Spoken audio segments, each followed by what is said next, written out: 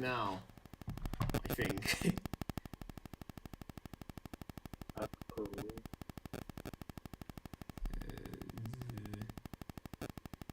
Let's see.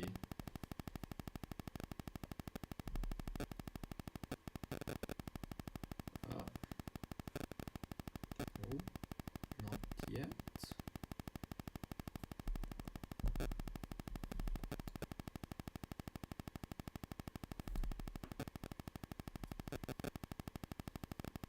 No. Yep, we are up. Let me just recheck everything, and we're good to go.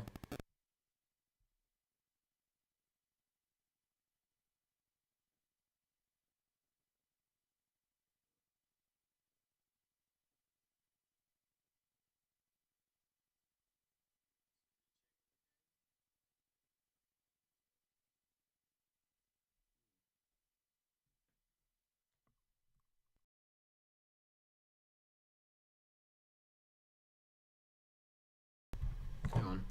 Let's see now.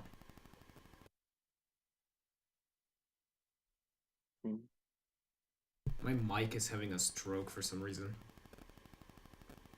Oh. Not good. Can you hear it on your end? I don't know. Let's see now.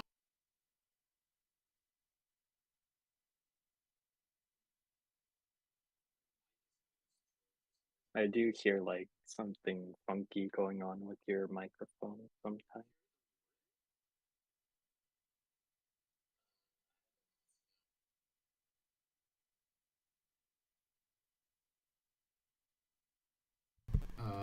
This is entirely I do hear weird. like something.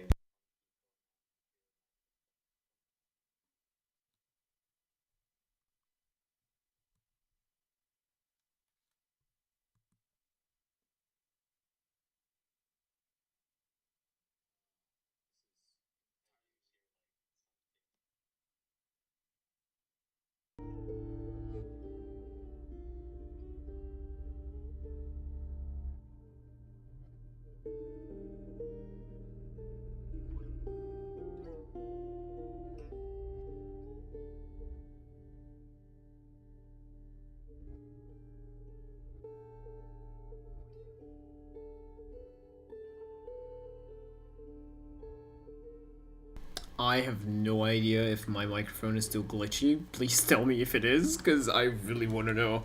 Hang on, I'll check it up on stream as well.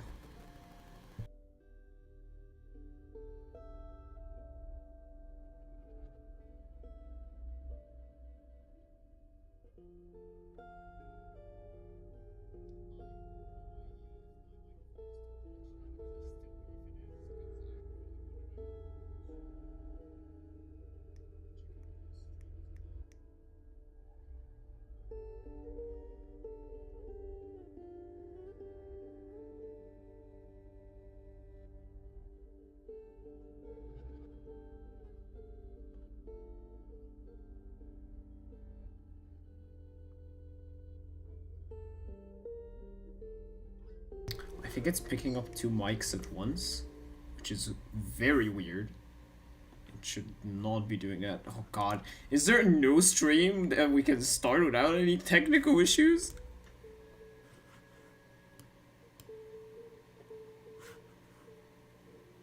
Literally every single fucking stream.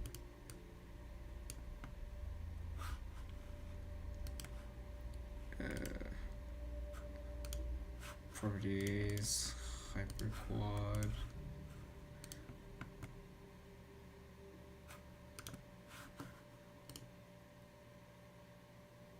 Huh.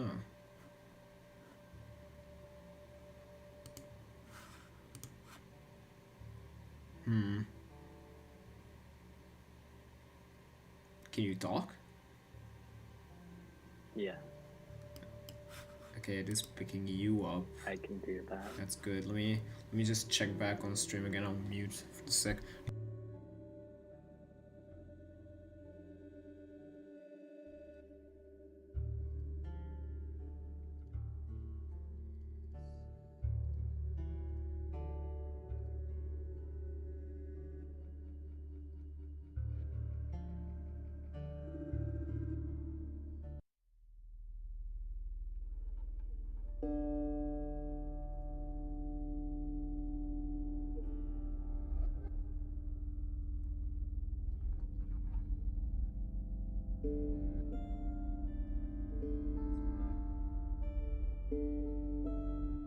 Okay, I think it should be good. But I hope it is good. Let me just set up social media traps and everything. But I think we're good. We may have no issues for once, but I don't want to say something too much before we have started. So just give me a sec.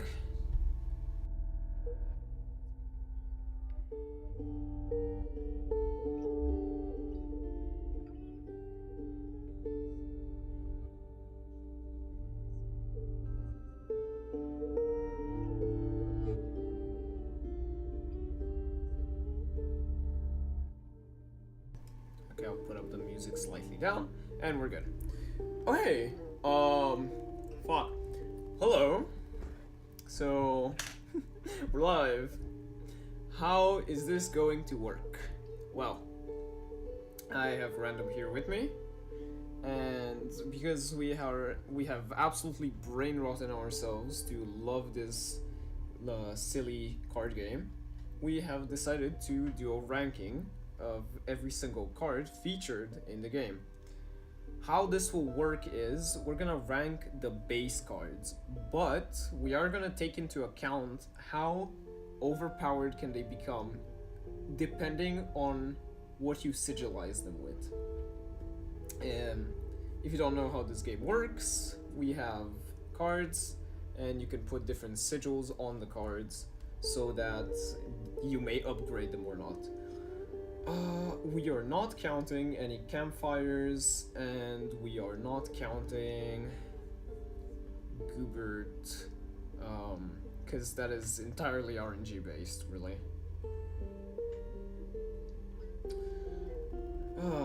Random, you alive? Yeah, I'm here. Alright. So, I guess let's begin. Hang on, let me actually screen share for you so you can see this. There you go. I don't see the tier list in the live stream, by the way, if you're trying to show Yeah, that. I just switched the scenes. It should switch up any second. Okay.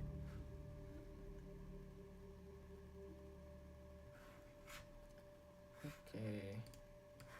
Let me minimize everything so that I don't overload my computer. So no big nightmare occurs. Are you able to see my screen share? Yeah, I can see. Alright. So, let's begin this. We may have a surprise guest later on in the evening. We shall see how that goes. But yeah. As kind of logical, we are starting with the first level in the game. By the way, huge Inscryption spoilers for anyone who has not played the game or is planning to. If you're planning to play this game and you don't want any spoilers, get the fuck out of here. This is obviously spoiler territory. If you have played the game... It's been out for a while now. Yeah, it's been out since 2021. It's been 3 fucking years. If you have played the game or you don't care for spoilers, be my guest and stick around. But if you haven't played it, go play it. It's not too expensive and it's a great game. Requires a bit of thinking. So, I don't know, whoever doesn't like to think in games, sorry, this isn't for the weak. But it's a good game. It's a good ass fucking story game and a great gameplay gimmick. Anyhow, we shall begin this. So we have 5 categories, with the lowest being ill. Just you shouldn't take this card. It's fucking stupid and useless. I can already think of few. Then we have the what category, which are gonna be cards that are okay. They're not too good, but are kind of confusing to use, and like, why would you use it? Why the fuck would you use this? Then we have the useful category, which are cards that you can pick up just like, yeah, sure, I'll take this. If I have the choice between something bad and this, I'll take this card. It's nothing too OP, it's good. Then we have the really good cards, which are cards that, you know, are really good and anyone would take. And then we have finally we have the broken cards, which can be exploited and just straight up game breakers. So first of all, we have the squirrel. I don't know where to put this. Can we see how many cards there are? So we have not that many cards. I thought there would be more. And unsurprisingly, Act 1 has the most cards because of Casey's mod. By the way, quick alert, I may be forgetting some cards. I did not check every single card on this tier list. And I think from Act 2, from what I can see, it's featuring only the cards that are specifically from Act 2. So, because Act 1 cards do have their versions in Act 2, and I don't see those. So some cards are not featured because they're doubles. And surprisingly, Act 3 has so not many original cards. Unless we're forgetting some, which we probably are. I did not make this tier list fully. I kind of put a few cards that were significant and I had forgotten, but yeah, that's about it.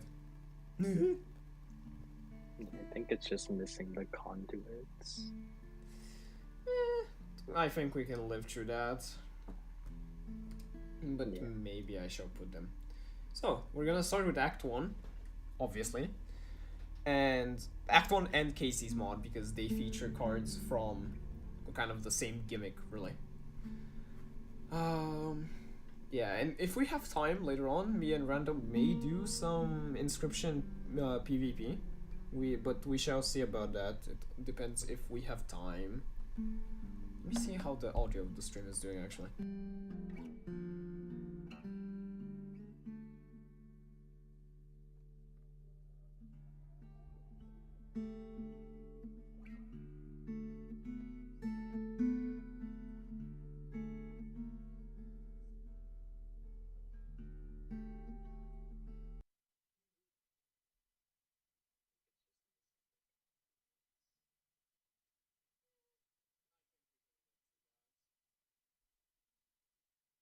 Okay, so what are we starting with? I've started with I've kind of ordered these a little bit, not too much, not too little. So we're gonna start with the squirrel. Madam, what would you say about the squirrel card in Inscryption? Well, I mean, you kind of have to use it, so Yeah, it's one of the base cards of the game. You can't really play without it. I mean, technically you can, but you always need to start with the squirrel. You have a separate deck and it's always useful. So I'll put it in the useful category. It's a card. it's orange. Orange, really good. Hey, shit, wait, why? Yeah, useful's fine. Hang on. Why is this category this color? This should be blue. There we go. Yeah, I think it belongs in the useful category because it's a card you can't really play without. You don't really have a choice. Stoat. Stoat is the very first card you get introduced in the game, and oh yeah, but we're not counting story elements because this is a story significant card as well, so we won't be counting it for any of its story importance. What would you put it in? It's an okay-ish card in my opinion. It's not really. It's not that special. Hmm. I guess it has 3 health, but Only 1 attack, but costs 1 blood though. I'd say yellow. Yellow. True, but there's a lot of other cards with 1 blood that at least have a tribe, which is pretty useful. Alright, yeah. Yeah, true, this card does not have a tribe, and is kind of a bystander. Adder, one of the first sigilized cards you get introduced to in the game.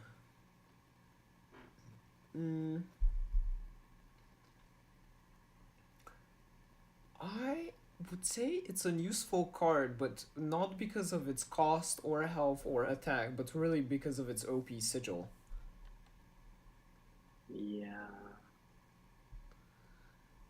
can really help out in runs, though. If you keep it just as a solo card, it's kind of a huh, like what are you doing? Because it is a 2 cost card.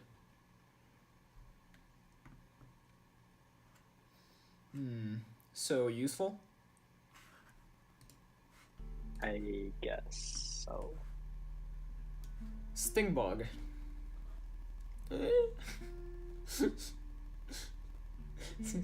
It's like it is one of the cards that I find myself playing the least with.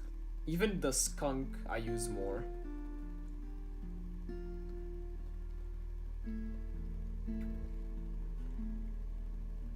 It is like one of the first bone cards you get in the game though. What do you say about it? I don't really know. I'm gonna disrespect Grimoire a little bit. I think I'm gonna put it in the what category. Like, it's not really a card you're gonna find yourself using too much. In my opinion, at least. I'm fine with that. Okay. Stunted Wolf. 1 blood, 2 health, 2 attack. Good. I would say it's To good. attack for a 1 blood is actually not bad. That's Yeah. It's pretty useful. Though, should we count the way you need to get this card? Because it is fucking complicated. Well, you kind of have to get it, so Well, I guess, but like, sacrificing the caged wolf is a pain sometimes unless you go to a bone lord or put the corpse eater sigil on it.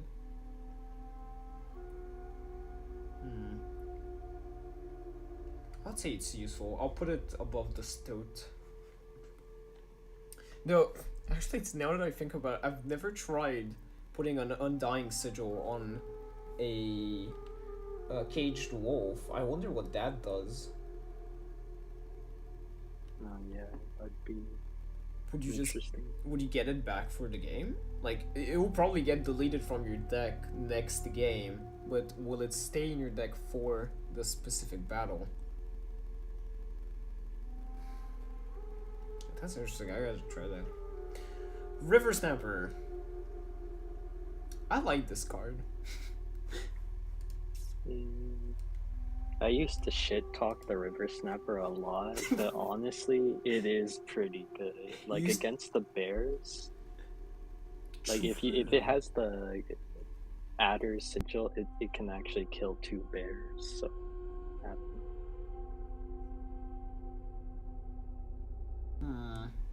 True. I did not think of that. In Casey's mod, this could be useful in a Skull Storm. I've never tried that either. But I think it's a really good tank card. Like, all things considered, the 2 blood cost that is a bit annoying. I think it's a pretty useful card. And if you put something such as Undying, the Protection Sigil, if you hit it, it only takes 1. Like, it doesn't take any damage for 1 turn. Or Corpse Eater Sigil. Bad. I think it could be useful. Good tank card, I guess. Yeah. Alright. So, useful? Really good? Whichever. I'll put it in useful. Probably above the stoat. I just have a vendetta against the stoat. Okay. Workaround. I think you know how I play Inscryption.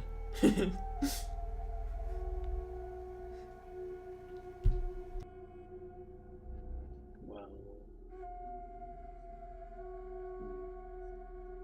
really good, I'd say. I think the ants are genuinely really good cards. Like, the way I usually play with my deck is oftentimes just a freaking ant deck or an ant farm. Like, I genuinely find those really useful and really exploitable. Hi kid dude, thanks for joining. And yeah, I hope this stream goes well as well.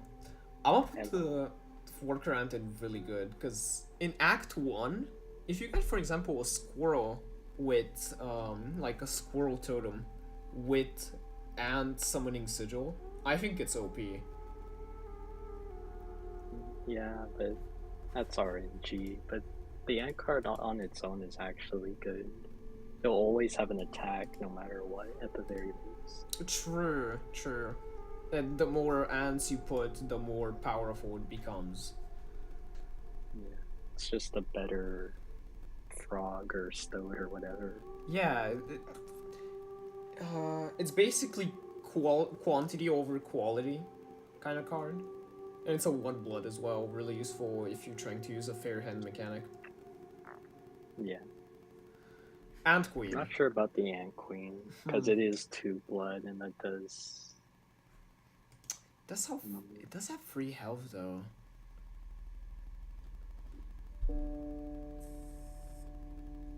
I guess. I I prefer the worker ant on its own, but yeah. I would say the sigil of the Ant Queen is more useful than the Ant Queen itself. And something I often do in Casey's mod is sacrifice the ant sigil of the Ant Queen to a normal ant. Yeah, I do that too. They're like it upgrades an Ant Queen basically, making it a 1 blood.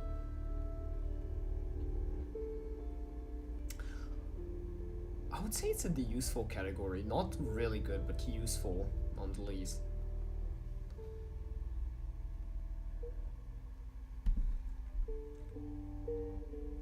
You agree? I guess so. Right, we'll put it in I don't really useful. use it.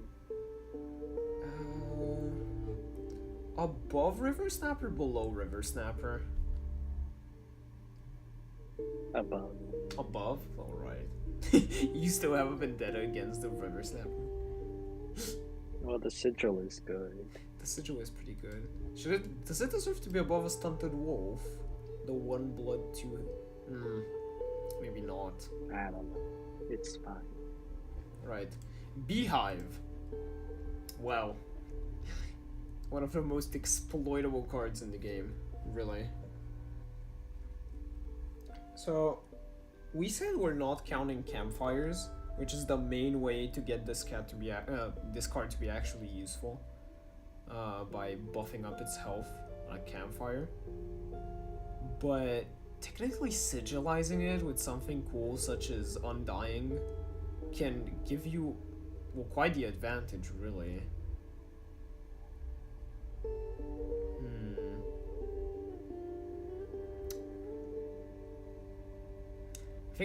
I think just like the Ant Queen, it's one of those cards that on its own, the pure card is kind of stupid, but if you get to a certain point and you manage to transfer a sigil or up it a bit, it will actually become more useful. So I may just put it in the useful category below the Ant Queen. That's fine, yeah. Bat. The funny card. Huh. What do you think of it?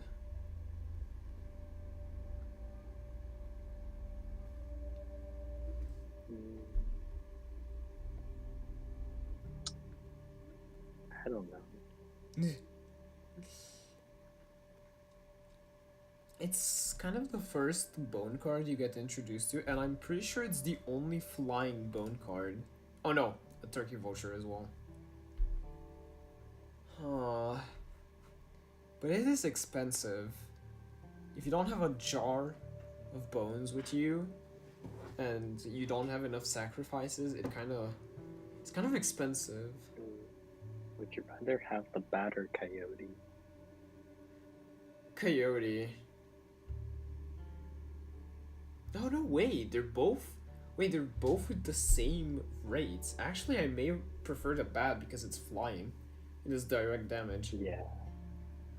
Alright, I'm gonna put it in useful, probably above Beehive.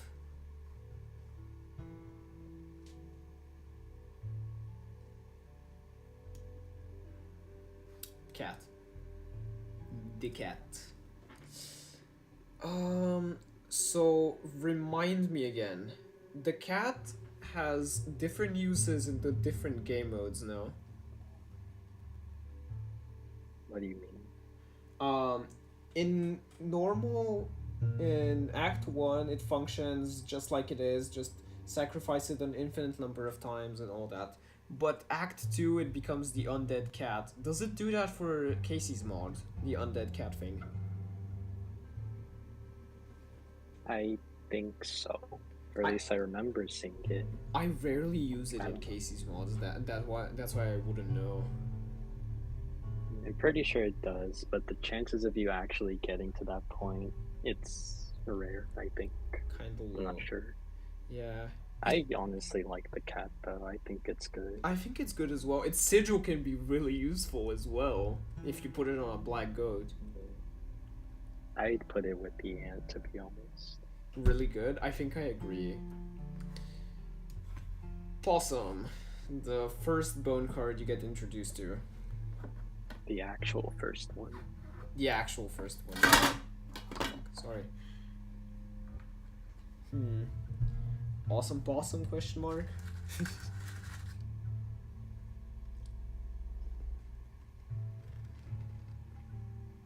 I mean, when do you actually use it?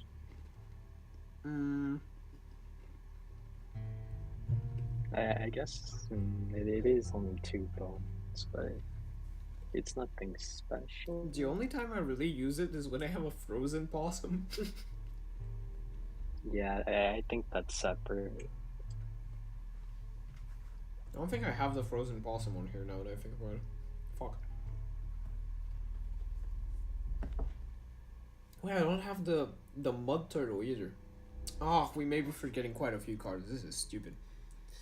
So I don't know if I'd consider it useful. Me neither. Honest. Me neither. I guess in the what category?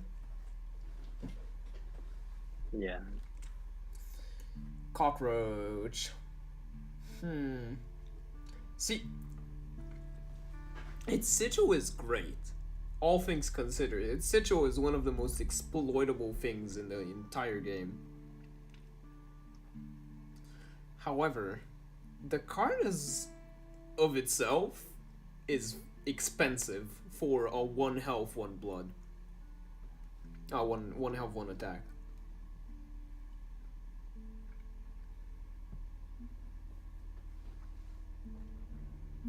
So it's just another card you would sacrifice, what you would get in your deck just because you need its sigil.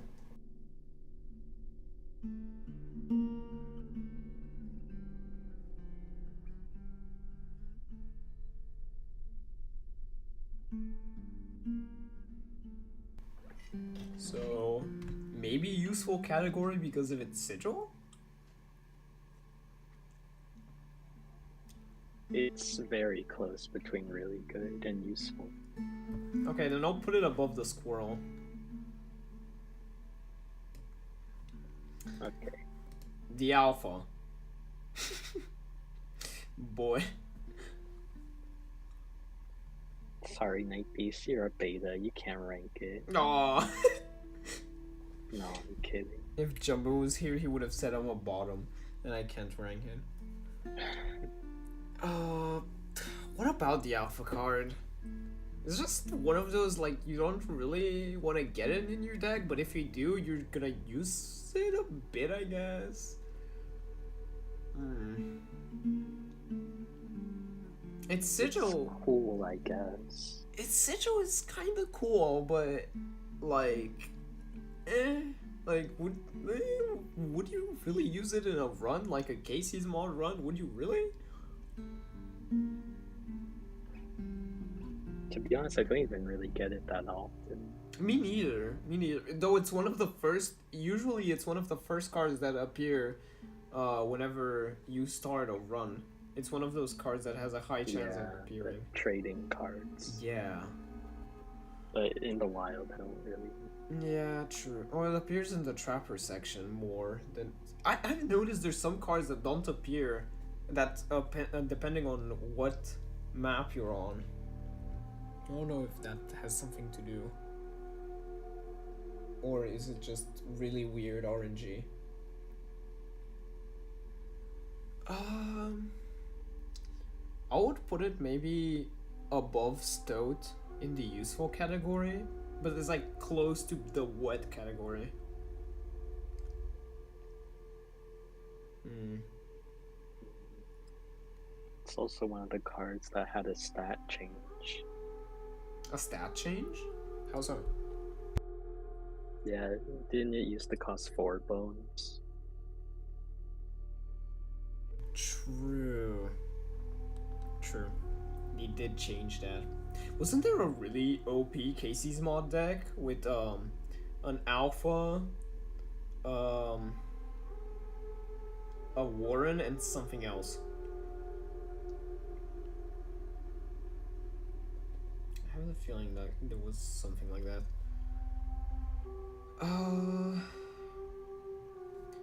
Okay, bottom of useful category? I guess so. Elk. Elk. No, elk fawn. Like, These are cards I never find myself using that one. Yeah, it's usually just a Leshy, like an enemy card. It's just kind of a It's default like soldier. I put it in green. And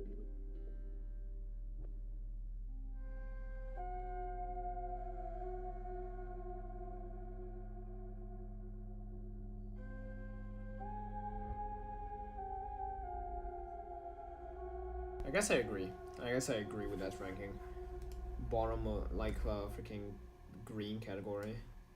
Now the normal elk. How we feeling about that one?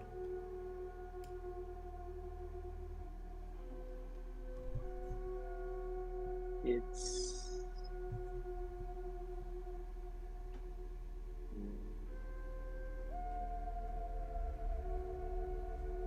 It's again I don't another know. default soldier card that Leshy uses.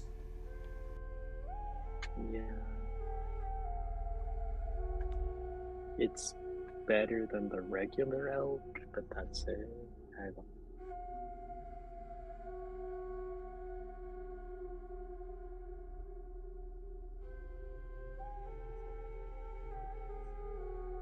Maybe the end of useful. I don't know. Yeah, Yeah. feels like it. But is it below or above an alpha? It does have two attack and 4 health though. It has good stats in technicality.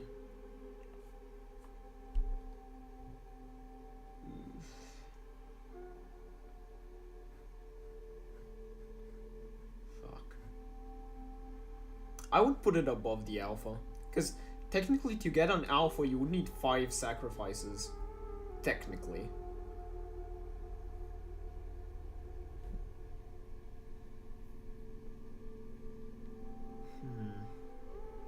I'm gonna leave it as this.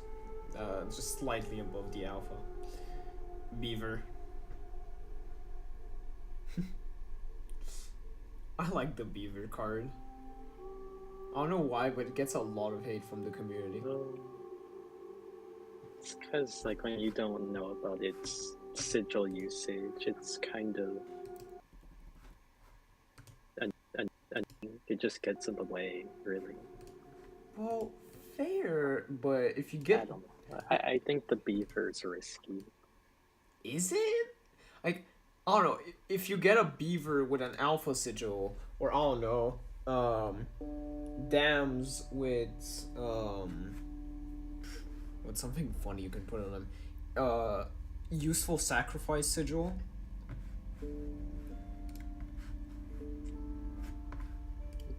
Yeah, with sigils it's good, but on its own it's awkward. Yeah, it's a bit of an awkward card. I mean, it's a good blocker. Like, if you're doing a Skull Storm, Yeah, and but I don't know. it is 2 blood. I think I just like having the space. True, it is 2 blood as well. Unless it has sigils. Yeah. It's expensive as well. Yeah. It's definitely useful, but I'll put it above the adder, maybe. Above adder in useful category.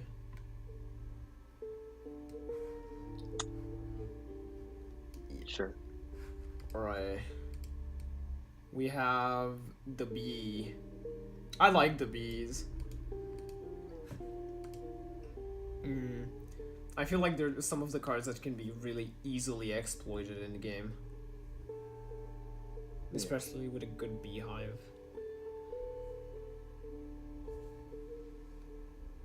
They only have beehives. Yeah. Maybe useful, but like almost bottom category. It's also a free card. It's a free fucking card. I think the circumstance into which you get it makes it good. Like maybe even really good. Really good, really? Yeah, because like you have to have a beehive or a card with a beehive sigil down already. And then you just get free cards. So like that aspect of it is always useful. Can you make a Warren with bee sigils or a beehive with Warren sigils? Yes. How would that function? I'm pretty sure. How would that function? That could be interesting. I think I'll put it in really good. Is it quite at the level of the worker ant and the cat?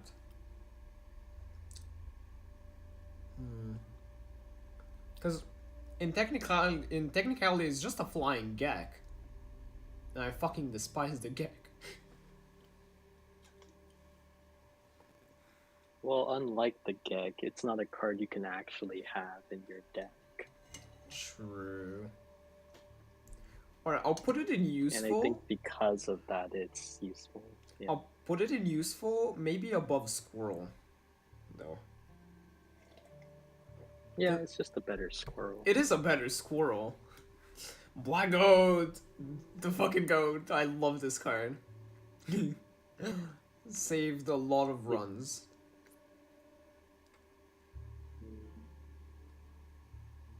Yeah, it's good. Almost broken. Almost broken? Why would you say it's almost broken? It's not broken in any way. Well, it's just sigils, that's it. Other than that, it's good. Also, it's funny because when you get the goat eye, it becomes fucking stupid. I think most people use the unkillable goat strategy. True, or the infinite sacrifice goat as well. Bloodhound. Not a card I use. Genuinely, I've never picked it up and actually used it in my deck.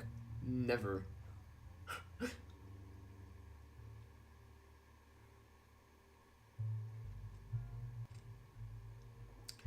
Its sigil is also stupid in my opinion. Like... Yeah. And also 2 cost? 2 blood cost? Like, really? I think I'd rather have the elk. Genuinely, yeah. Let's put it in the what category, but maybe at the top of it.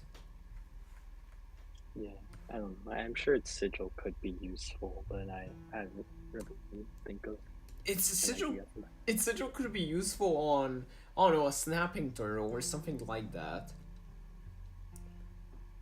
Yeah. On a blocker card. It only has 3 health, so... Yeah. It's annoying that it's a 2 blood cost as well. I find that really stupid. Gek. That fucking lizard that I hate.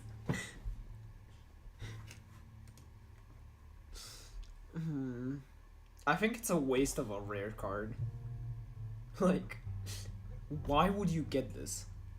And, like, we're ignoring the fact you can buff it up at campfires. Sure, you can make a pretty OP free card. But might as well just get I don't know, any other blank slate of a card. You think you're better than me? I am better than you. True, Warren is better than Beehive, and we're definitely putting the Warren in the really good or broken cat. How do you feel about the Geg though?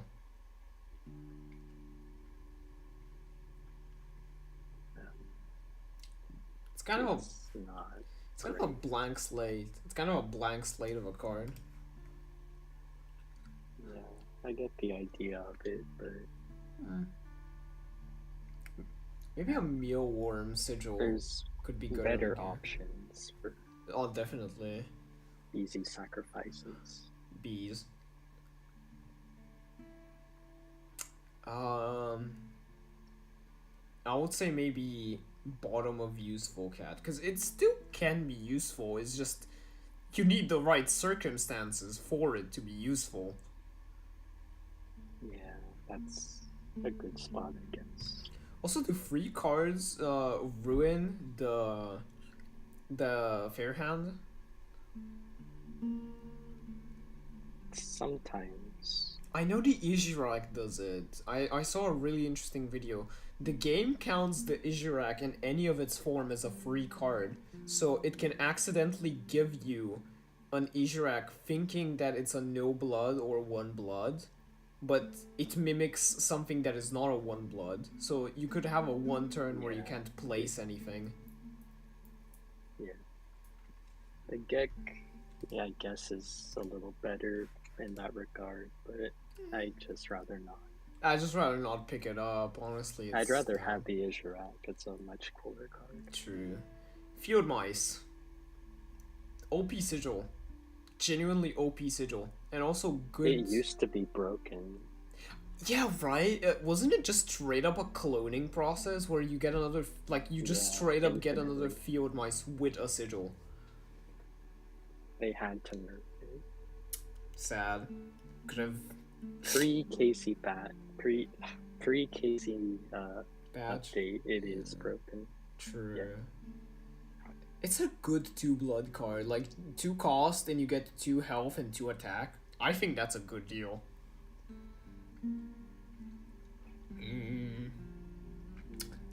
Maybe top of useful cat? Because it's not quite broken. Not really.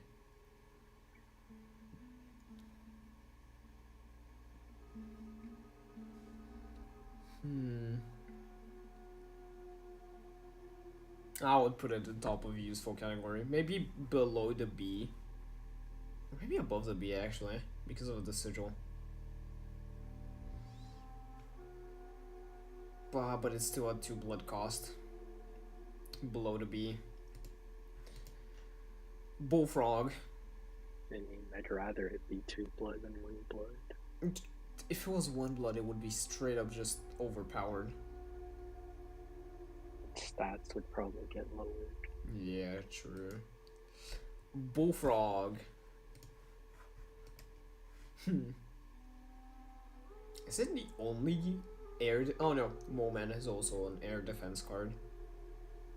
I think it's a good 1 blood.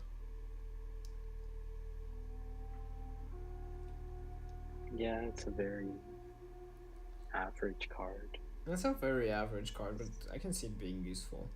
Maybe below Stunted Wolf in useful category.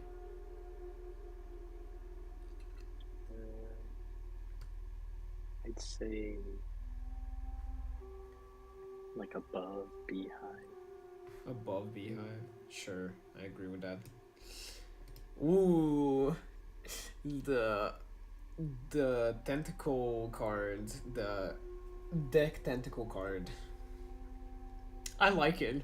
It's stupid. It's so stupid, but it could be very useful if you have a card generator such as a Warren, an Undying Warren. And it's also a 1 blood as well.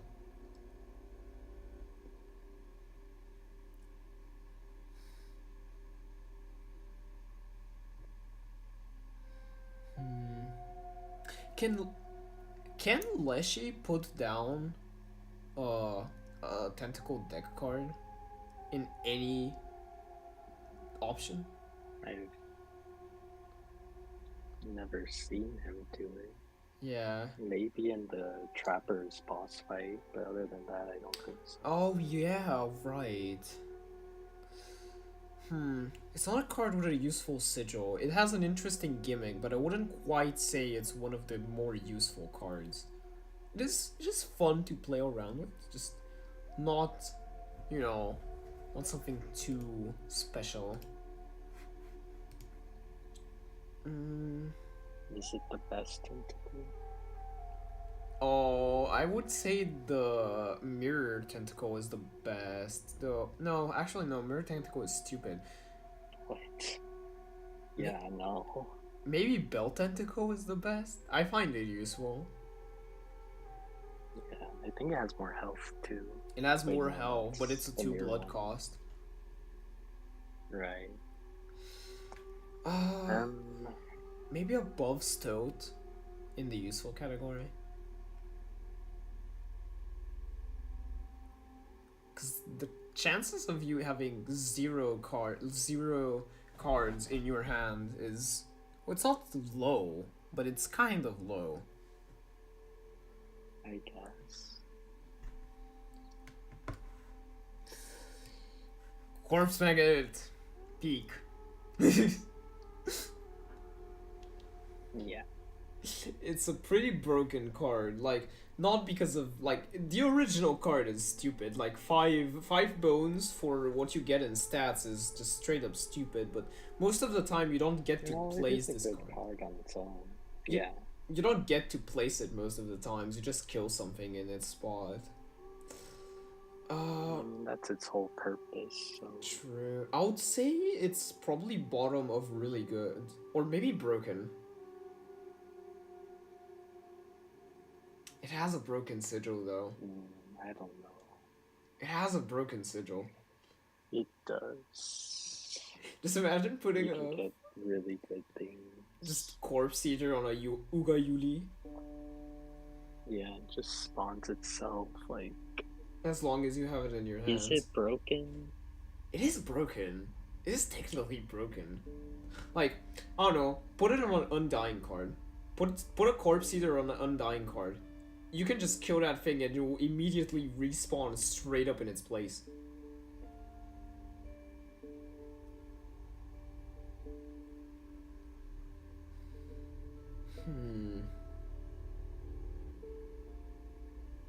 I don't know. I seriously don't know. Because if we do count it as a broken card, then we would need... Oh no, we would need to move up the cockroach as well. Because technically cockroach does have one of the most broken sigils in the game. Oh. Yeah, I think it's just top of good. Unfortunately. So, really good? Yeah. Where do we put it though? Above black goat, below black goat, above cat, below cat? In front. In front of the cat? The ant. Or cat, I guess. Doesn't matter. I guess in front of the ant. It is more useful than an ant. Coyote. One of the first bone cards you get introduced to as well. Kind of overrated. Like, it does good attack, but 1 health and 4 blood cost. I find it stupid.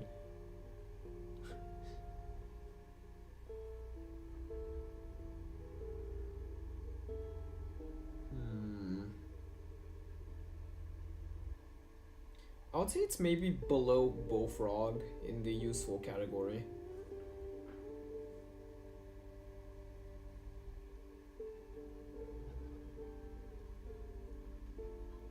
Would you agree? Would you argue?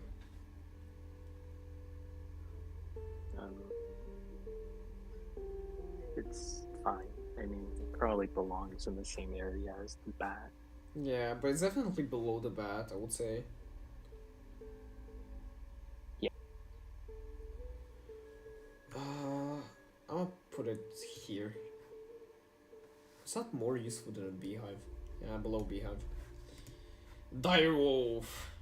Hmm. Direwolf is the best 3 blood card. It is the well. Mm, ugh, I guess. I mean, I mean, it's basically a grizzly with 1 less health. It's just a better. Well, I know you said you're not counting campfires, but it's just a better grizzly if you can get to a campfire. Sure, or a sacrificial place because the sigil is amazing. Yeah, and the sigil. I feel like both of that makes it better. Okay, top of useful cat or beginning of really good?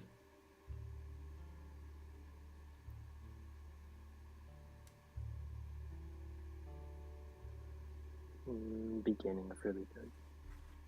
I would say it's better than the black goat and the cat. It definitely rivals them, but it is a free blood cost.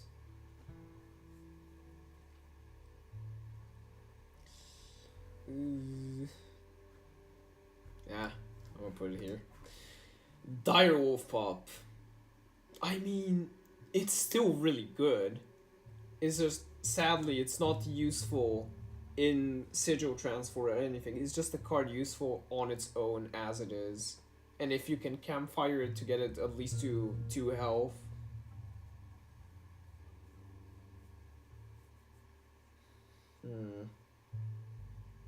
I'd say the Direwolf Pup is in the useful category.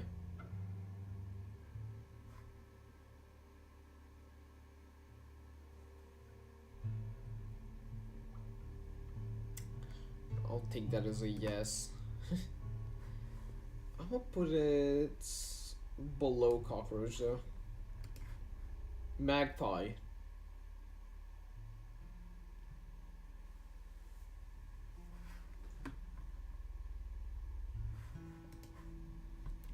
It's useful. It is. It's the sigils that are useful. Otherwise, I would consider it a stupid. Oh god. Hello! Oh god. It is me, the Foodle! Oh Bill god. Cipher. It's Bill Cipher. Alright, what I miss? So, oh, okay, Bloodhound and what? I'm leaving. Do you like the Bloodhound? Oh god, I have someone I'm What gonna about argue the with. Good. Bloodhound? You like the Bloodhound Okay, card? so It's not bad. how are we ranking these? How are we ranking these? Okay, so the way we're doing it, we're not counting campfires because campfires are absolutely RNG based. So I mean, yeah. Buffs- Are we going from just a pure base game perspective, or are we including Casey's mod, or all the above?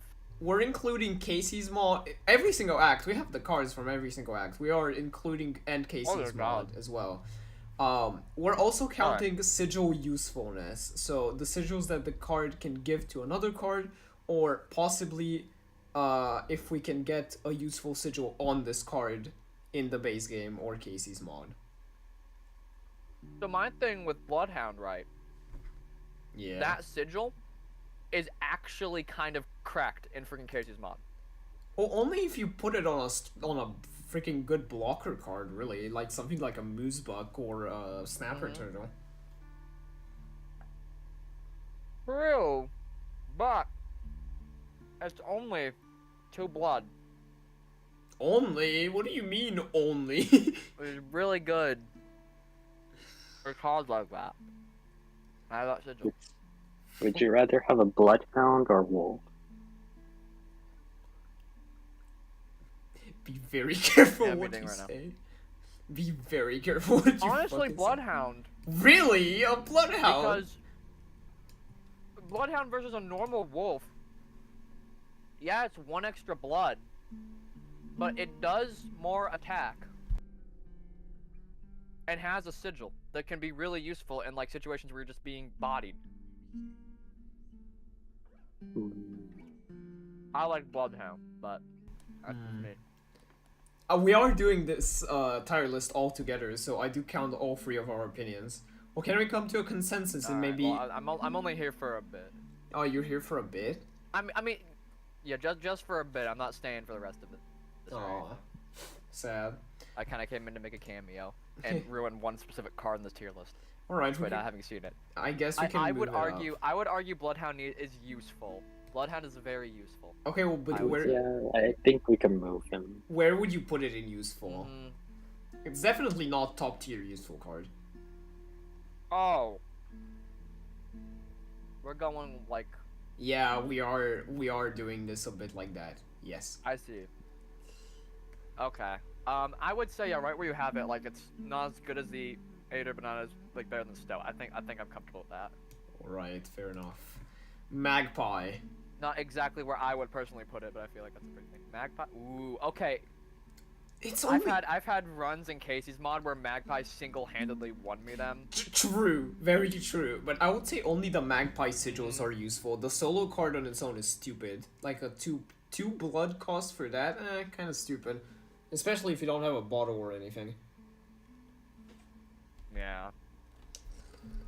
Maybe useful, but like I don't know, above bat useful.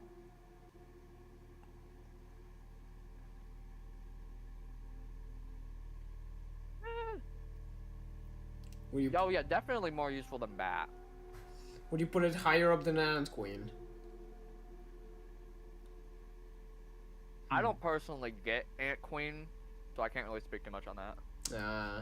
Right. It's squirrel tier. It's squirrel tier, really? I guess. Behind squirrel, yeah. I guess I can agree with that. Alright. Great White. Maybe the stupidest Oh dear God.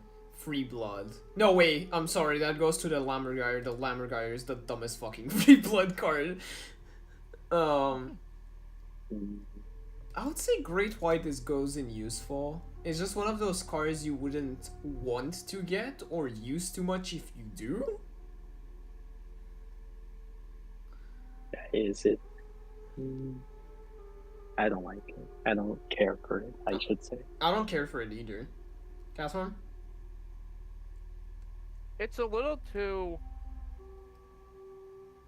Sorry, I'm eating. Freaking. The thing with the Great White right is the freaking sigil makes it so that like its only use is playing aggressive. So if you're trying to defend, which is 90% of Inscryption, then he's useless. He literally just is a straight shot to you. True. Doesn't like he's an attacking. So it's either you're in like a really big clutch and you need to end the game as soon as possible, which 4 attack is really helpful to do that on, or what was the other thought? There was a genuine other thought that made sense, but now that I'm saying it out loud, I'm like, what was it? Either when there isn't much going on, or when there's so much going on you need to end the game are the only 2 uses. But like, the latter is so difficult to come across to where that actually be an effective thing, that it like really gets knocked down. True. So me personally, I think that it is.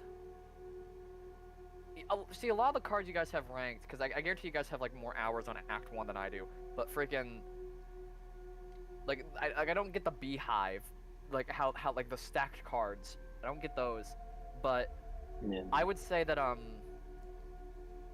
I'd say it's me personally above beehive just because I don't really know how beehive works, but I'd settle for above coyote. Because don't get me wrong, it's a really good and powerful card in the right situation, but those situations come in few and far between. But it does a really good job in that situation. I would definitely say Beehive is better, so I think above Coyote I can agree with. How do you not know how Beehive works? I've just never had a run where I thought it'd be useful, so I haven't really used it much.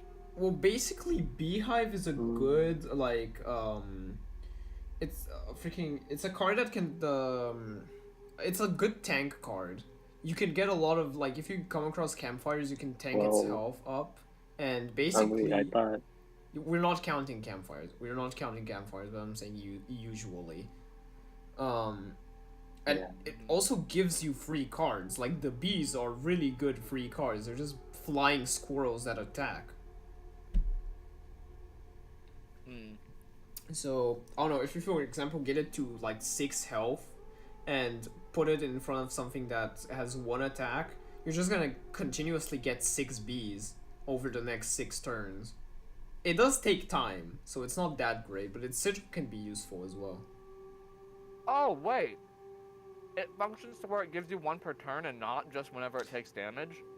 Well, no, it functions where if it takes damage, it gives you 1.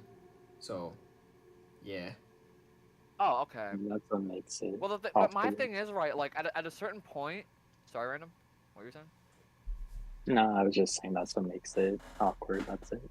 Yeah. Yeah, because like if it had like a bit more HP and cost an extra blood, I think it'd be really useful. But it only has 2 HP, so like every time I've ever tried to use that card, which has been very rarely, it just instantly dies before it can do anything, and I get like AB, and it's like, well, thanks. No, true. That's why you would always put it in front of something that is like 1 attack or maybe 2. You don't get enough mileage out of it on its own. Yeah. True. Without upgrading it on a So campfire. really, that card I could imagine being, yeah, I feel like it's like kind of like a campfire essential card.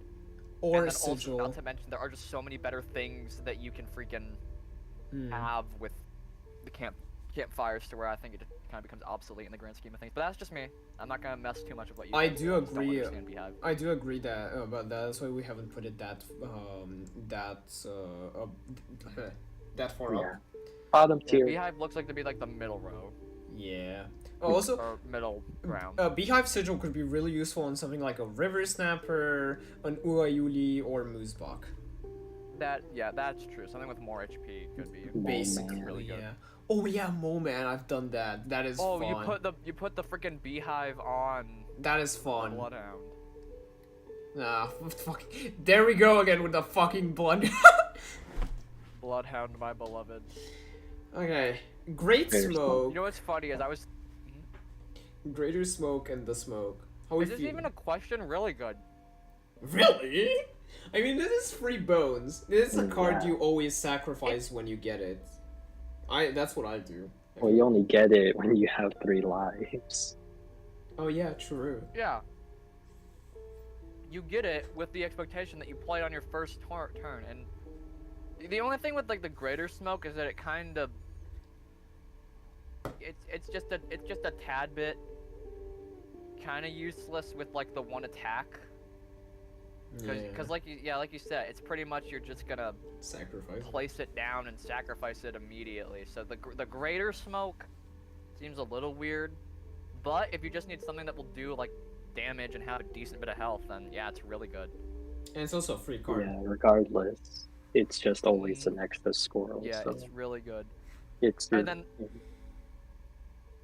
And then the normal smoke is just quite literally just greater smoke, but all like the weird convoluted flaws with it are gone. So yeah, you just place it down and sacrifice it. You're not losing anything. You just get free.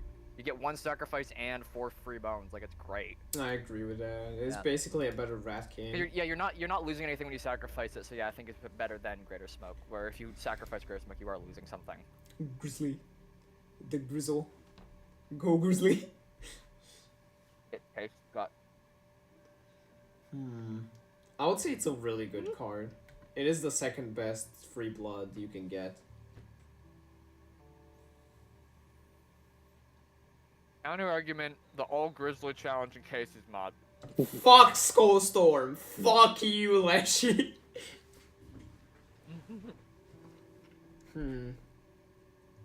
Okay, maybe useful. Maybe above field mice. Oh yeah, it's a really good card. Excuse me, when you can play it. It's just kind of hard to, unless you have like a broken deck. Sure. Like usually you're trying to like get as much mileage out of your sacrifices as possible, but it kind of feels like you have to have all your sacrifices to do Yeah. Grizzly. I mean, yeah, like if, even if you have like a full board and they're cards that you place, you're gonna have to kill 3 of the 4 of them. So Yeah. unless you get like something like the black goat, but or the cat, which would of course be So. or that broken deck I was talking about. So below cockroach, maybe. Yeah, I'm content with that. Right. Well, Lammergeier. Fuck the Lammergeier. Fuck why this does card. it have 0 HP? It's stupid. It's an incredibly I have never stupid used card. this card. I have never Yes, used this it's card either. stupid. It's incredibly Matter of stupid. fact, this is something you unlock in Casey's mod, right? Yeah, it's in Casey's mod. I have not unlocked this card even. You have not finished Casey's mod? Do you know what it I've does? seen what this card. No. So, Its damage is half of the amount of bones you currently have. which is stupid. It's Oh. incredibly dumb. So if you have 4 bones, it'll do 2 damage. If you have 8 bones, it'll do 4. Yeah. And it has 0 HP because it dies immediately afterwards. No, it's supposed to have 3 HP. I don't know why it says 0. I don't know why the sprite Oh. says 0 as well. That's weird. But yeah, no, it's an incredibly dumb card. I have never used it. Not even once, and it's super expensive. My thing is right. It's like if you had like a blood-driven deck, so like you weren't using bones for anything, and you just had like an abnormal amount of bones, this card could go nuts. But No. the odds of you having that many bones in like Yeah. a normal run is kind of It- difficult. Yeah. Because it- like I've had it runs where just I've has had like more 11 HP, plus my bad. bones, so like Oh yeah. 6 damage on a single turn. That's pretty good. If you have a bone generator on your deck, sure. But in Oh, any yeah. other case, it's just stupid and super expensive. Yeah, Yeah. but like long drawn out fights, I could see it being really good at the end because you're guaranteed to get a decent bit of bones just the longer a fight goes. So. If you just spam sacrifice a fucking an Ouroboros, you can just place this card afterwards and have it almost as strong as the Ouroboros himself. True, I did that. You did? Yes. Oh That's god. nuts. Okay, so what or not you category? I'm not putting it in useful. Holy shit, no. What? I'd say it's the very end of useful. Oh yeah, me too. I'd honestly say. Sure. Bottom. Yeah, Useful. Fine. cause like I genuinely could see that being useful in some areas, and I'd argue it should be a little higher. But this isn't, it's a collection of our opinions. But have you used it? Have you ever used I it? haven't personally used it. Oh, 'cause you haven't But just, unlocked like, it. Yeah. Knowing wait. how Inscryption works, I could see it being really useful in some very rare instances. I guess. If you use the bone deck. Yeah. Wait. Yeah. Actually, with a raccoon, this could be good. True. I'm just thinking about the fact, like, if you have just like a stupid boss fight that goes on for way too long, you've like lost half your deck and you have like 20 freaking bones. You just draw that and you're able to do 10 damage. True. Plus flying, yeah. All right. Yeah. We I'd come. argue it should be higher, but we'll compromise and just call it the end of useful. We come to a very, very hated card by the community, the Kingfisher. Not you. I like it though. I like the Kingfisher. This freaking card has single-handedly ended so many Casey's What? mod runs for me. It has saved so many Casey's mod runs for me though.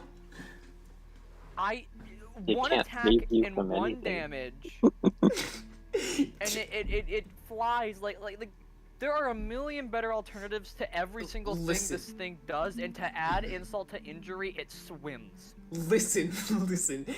We're not No. counting campfires, so it's definitely an useless card if you don't count campfires. But if we count sigil transfer, its sigils are not bad. A flowing and flying card is actually good in my opinion. What do you flow is almost never good. Flow is good to cards that have no health and do incredible amounts of Okay. attack. Sure, but then what happens when you have frickin' like, Bear. I don't know, 6 moose bucks come out of nowhere? When you have bear 5. Mm-hmm. Fine. So, what category I'm- were useful? Bottom of useful? This is the only card so far that I like genuinely have a dislike towards, Random? and for that I'm thinking like, Not you. I don't know, maybe we'll play a little bit and say it's more useful than Stinkbug, I guess. No, I No, even it's think not. Stinkbug's It's not more useful than Stingbug. Random, are you gonna be the tiebreaker for this? No. Okay. Okay then, we're putting it above the possum.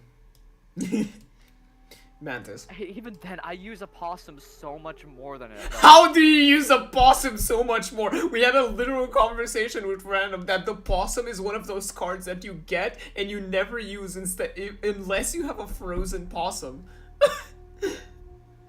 I use it just because like 2 bones are super duper easy to get in every single situation. So it's like it's practically just a free card at that point. I want to see you play Inscryption. Your Inscryption playthrough should be studied.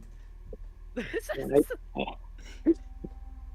It's a I free don't card. know. I didn't Like, think that yeah, was I think controversial. it would be decent, I guess. but I don't know. Okay, do you wanna fight for the possum? Should we move up the possum? I don't want to fight with what's already been established too much. Kind of wanted to come here and add some inconsistencies and then dip. No, I actually do like the fact that you're coming in here and giving a third opinion. Yeah, I I like think that. we should up the possum. We should up the possum. Yeah, cause like, sure, it on its It's own isn't only that people. useful, but like quite literally, it's just a free card at some point. Like the longer a fight goes, the more of a guarantee it is that you'll just get it and like, oh yeah, I have 2 bones I'm not using. Sure, here you go, free card. Yeah, that's its main purpose, not to be a good card, but to Fine. be used You like can that. sacrifice it if you're in a pinch. It can block damage. Like there are several uses for this thing. And if you put Undying on it, It's just a lesser Gek. is it a lesser gag? I would. Because of how common it is, I'd almost say it's better. I would say 'Cause you it's can get better as multiple. well. Yeah, because Gek is a stupid card to be rare. Yeah, Then just above Gek, then. yeah. Fine. Mantis, good card. Good card, but Oh, yeah. shit health. No, good sigil, but kind of a shit card. Yeah. And not to mention, there's just a direct upgrade to it at some point. True. Yeah. I'd roll with. Above Beehive, maybe? Oh, I was thinking a little higher than that. Okay, sure. Above Magpie? No, not above Magpie. Is it above Magpie? Well, we're not including campfires, but are we including Sacrificials, we are. what's its name? The mycologist. Oh, Mycologist, yes. yeah, we are. Well, not really. Because- it's kind of. Because mantises are kind of stupid, easy to get if you're like got the True. luck on your side. True. And so like getting like even 2 of these things to get like that's 4 damage a turn True. for 1 blood. True. Because yeah, so like getting 2 of these things is insane. And it's But, really like, and easy. we're not including campfires, but like even just like a campfire, completely like this card's so much more broken for campfires than most other things, even though we're not including those. Sure. But It's like its sigil is kind of really good though. Maybe we should put it bottom really it good. is really good. Yeah, honestly, yeah. Random, you agree with that? I'm fine with that. Alright. All right. Mirror Tentacle. What the fuck? Bottom. This is really useful. Like, it What can, the- it, like, what the it's, like, fuck? a really good card, despite me never having used it. Like, I always look at this and go, yeah, I'm not using that. What do you Despite mean? the fact that, like, on paper it should. It's a card that reflects the damage of the other card. That could be broken in Yeah. some instances. Oh. But you have to wait. If the Yeah. card is up, then you have to wait for it to attack first, and then you can place the mirror tentacle. Yeah. Honestly, And the that's where Yeah. it complicates things. mirror tentacle, I can see. I guess if you have a flying sigil on the mirror tentacle, it'd be pretty good. True. The fucking I don't know. exploit, the fucking infinite Yeah, the thing, exploit. the fucking glitch, the fucking game crash with the mirror tentacle. Just summon 1 bajillion bones. Not bones, teeth. I don't know if I'd consider it useful. I don't know if I'd consider it useful either. Because like I said, on paper it seems useful, but like in practice, I like never touch it. this card is useful if you put it in front of a card that has more damage than it does health. Yeah, only then. Which Yeah. you have to wait for usually. Okay, we want to put it in the what category, but where do we put it in the useful category?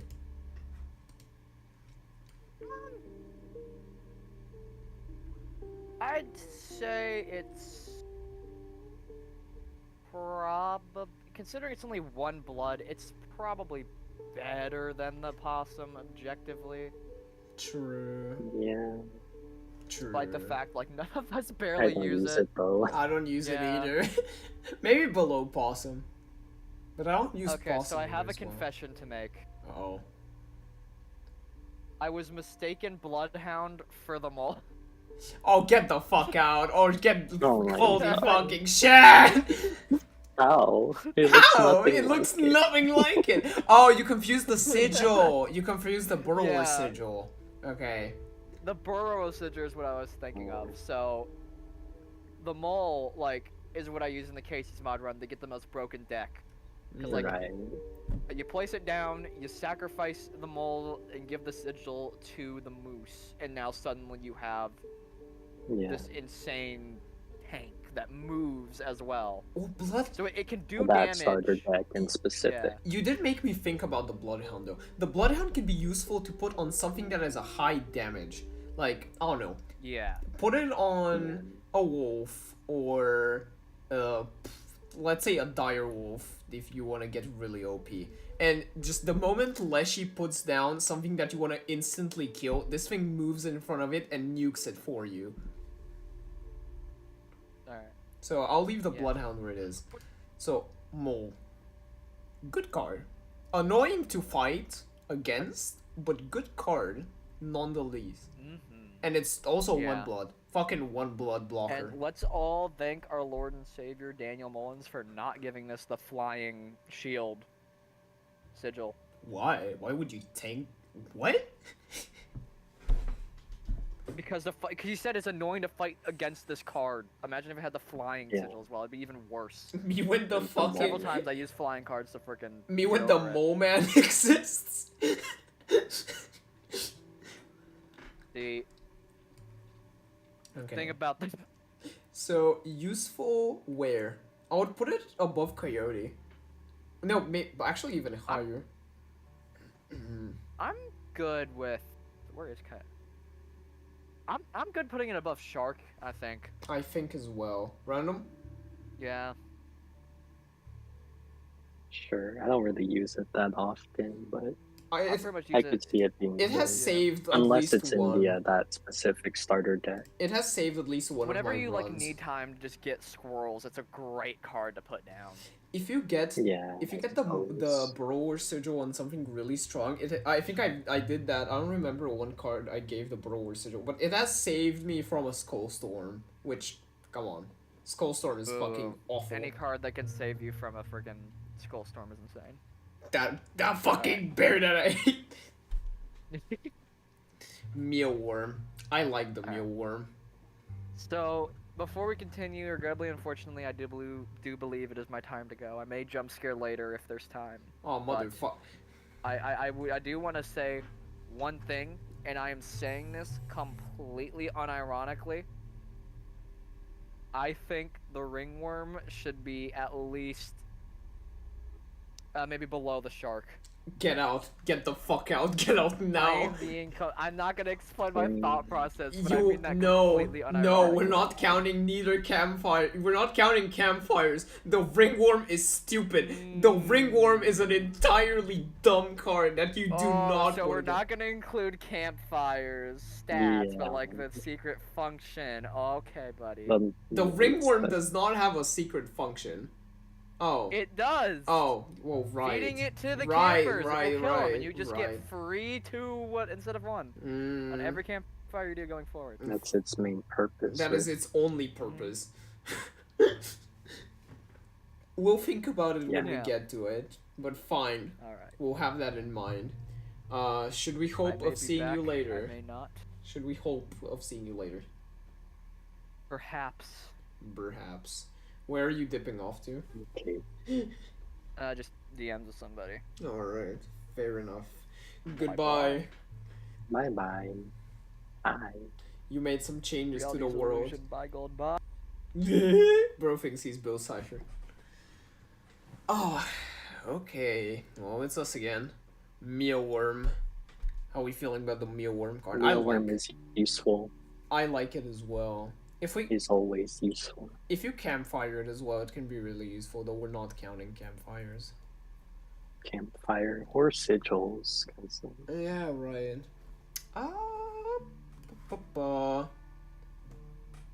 Maybe above Mo? Or maybe below Mo? Above. I'm not sure. Maybe even below Bat. No, it's more... doesn't attack, though. Below Bat, I would say. Yeah. Like, right above the bullfrog. It's a fun card to use. It has a fun gimmick. That's fair. It has a fun little gimmick. Alright. Moosebuck. One of the weird... Really good. Really good? Really? Have you used it, though? Do you find yourself... Yeah, with the black goat deck. Really? Yeah, it is legitimately how you use that. Fair. Yeah. I don't like the Black Goat deck, and I have not played. I've won a game with the Black Goat starter deck, but I haven't used that much. It can be so good. Okay. So really good? It has a lot of health as well. True. Yeah. It does have an OP amount of health. Bottom of really good. Bottom? Oh, fine. I'll need to play with this. I don't know. I'll need to play with this. Porcupine. Definitely.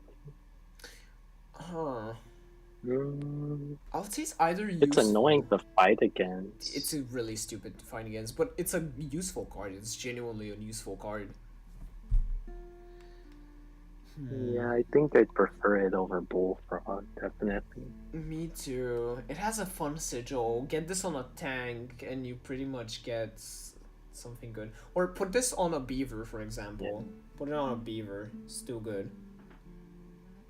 Beaver, Moleman, Moosebuck. Ooh, Moleman. Moleman is OP. Yes, indeed. I would maybe put it above the Bat even. Yes. It is one blood only, so it is one blood as in well. general it's pretty okay. Yeah. Okay. Pronghorn. A bit debatable. I don't find myself using the Pronghorn, but I've seen a lot of gameplays with Pronghorn calling it a good card. Yeah, I prefer the simplicity of the Mantis. The moving sigil kind of complicates things. You see, it does complicate things, but it does give you a 2-lane attacker that changes its spot, though. True. As long as you don't get in on the corner, otherwise only do one hit. True. Well, we do have 4 lanes. In Act 1, in Casey, we have 4 lanes, so basically you need to block off 2 lanes to use it correctly. You need to get the most out of it. Mm-hmm. It's also 2 sacrifices. A bit expensive for what you get in attack. But, see, if you mycologize it, it is fun. True. Maybe a below Mealworm, maybe above Mealworm, or maybe higher actually. Let's do below Porcupine.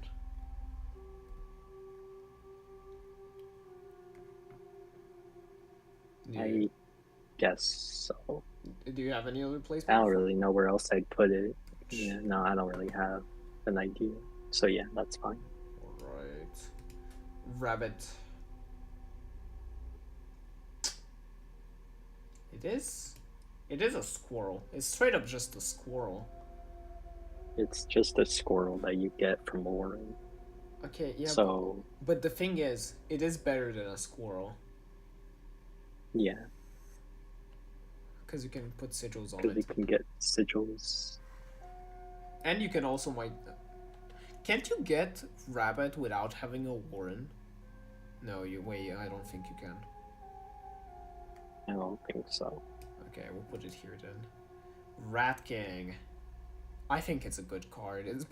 It's a greater smoke with worse stats and also a bit expensive. So it's definitely not really good, but I would say it's useful.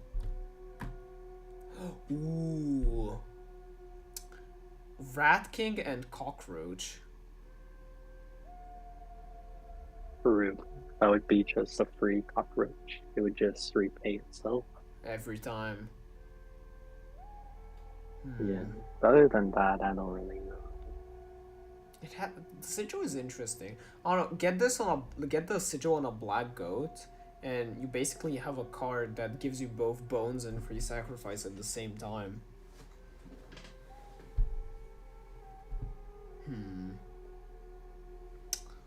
Let's put it maybe above bat.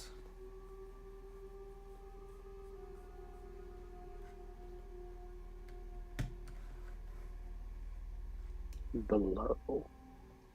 Below bat? Okay. Yeah. It is expensive, yeah. Rattler. I have a special vendetta against this card. The amount of runs it has ended just because Leshy decides to be annoying with it is awful. Yeah. Because it's Not you, tier, because I don't want to see it. Yeah, I don't want to see it either. But it's otherwise a card with okay-ish stats, just simply because of the It does attack. do good damage. But first of all, 1 health for 6 bones, a fucking scam. That's what I'll say.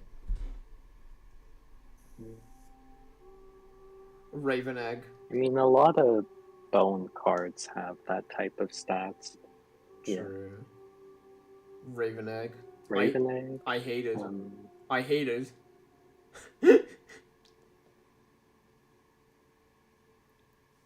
It's interesting. See, the reason why I hated, I had a really good run with a cuckoo clock, with a cuckoo. And then this motherfucker showed up. Yeah. Come to think of it. Bottom of useful. Hang on.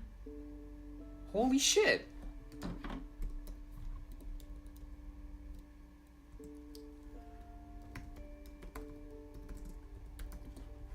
We have forgotten one of the best cards in the fucking game. How do you write cuckoo?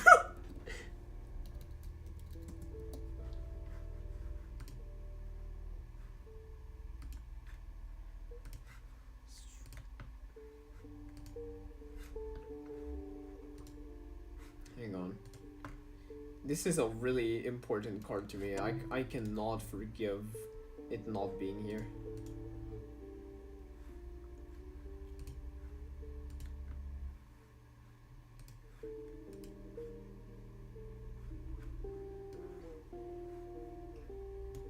Okay, there we go. Okay, so bottom of useful for the Raven Egg. Yeah. It's more It useful. is technically decent. It's but more useful than any of the first 5 in the useful deck, though. Yeah, that's fair. I'll put it below the elk. Sparrow. Sparrow is just a flying stoat. I never choose this card. I never use it as well. I'd say it goes into the green tier. The wet? Alright. Yeah. Oh, fuck me. Now we have to count Castform's opinion on the ringworm because of its secret usefulness. It's very RNG reliant. True. And it's a stupid card to have. It's a really dumb card to have. And the fact that you get a deck with 2 of these is awful. It's pretty funny. Maybe. It's also funny how Leshy could give you even more ringworms if you die too much. Or if you reset. Yeah, reset. Bottom of useful, but just above the Lammergeier.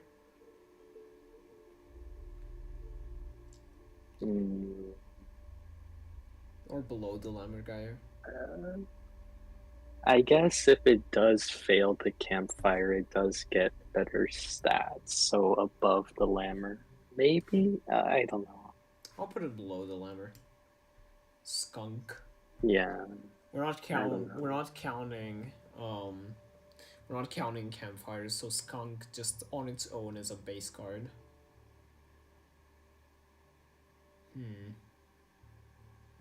Well. It doesn't do any damage, though. Put it in front Without of a campfire. Oh no, put it in front of anything that has one attack and it just immediately cancels it out though.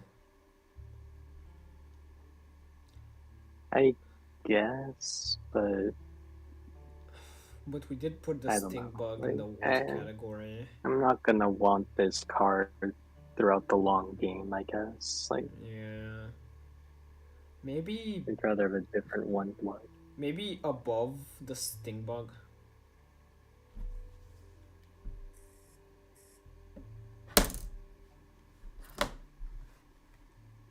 Sure. I don't know. Actually below the stink bug because the stink bug at least has one attack. Really. Skink. How do people like this card? Okay, I used to use this card a lot when I was first playing. Really? Yeah, because the tail actually, I know you said we're not counting campfires, but it is still a fun fact that the tail does get increased stats. Wait, you can get a tail that attacks? Yes. If you give your skink enough attack, the tail will also begin to deal damage. Interesting, I did not know that. Does sigilizing the skink give sigils to the tail? Yes. Interesting, I've not played with the skink enough then. Okay. Maybe somewhere in the middle of useful then?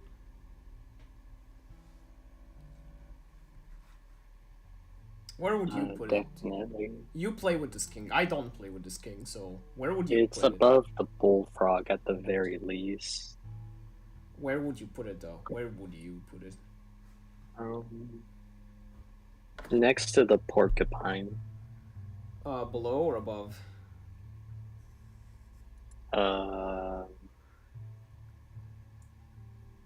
Below?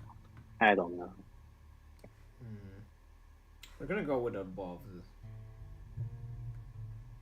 Because I guess if you can sigilize it, I can see it being useful. Raven. Decent card. A decent 2-blood. For the stats you get. Though quite the run ender. Because of Leshy's stupid games. And sigil and totems.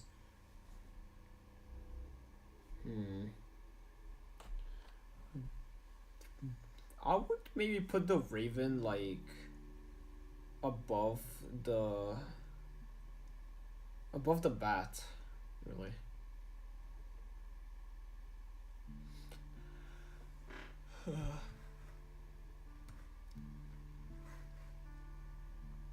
Stoat. Casey's mod Stoat.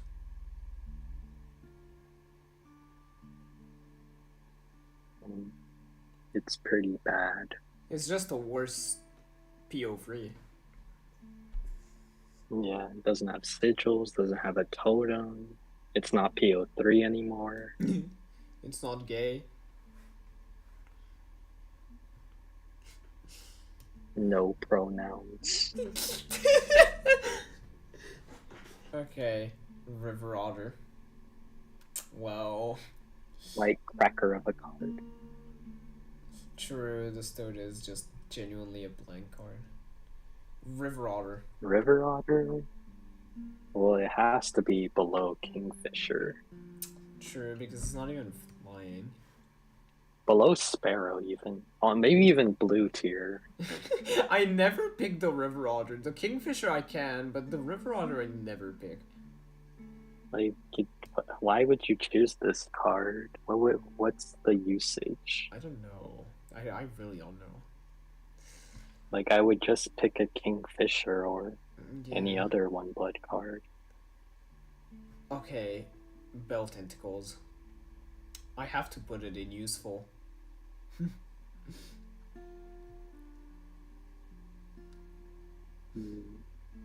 Because, like, I've recently discovered about the exploit you can get on it with the DOS, you know? and the bell Yeah. the bell tentacle does count as a chime, so if it gets attacked while having a DOS on the table, it will get protected by the DOS as well. That's cool. I would maybe put And it can do up to 4 damage. You can do up to 4. You can do up to 5, maybe 6 if you have the alpha sigil on a DOS. Yeah. Maybe above the Raven. Definitely. Okay, but is it better than a Pronghorn? Can do 4 damage. I choose it more often than the pronghorn. I agree with that as well. Is it better? I don't know if that means it's better, but I do find myself choosing it more often than a porcupine. Is it better than a porcupine though?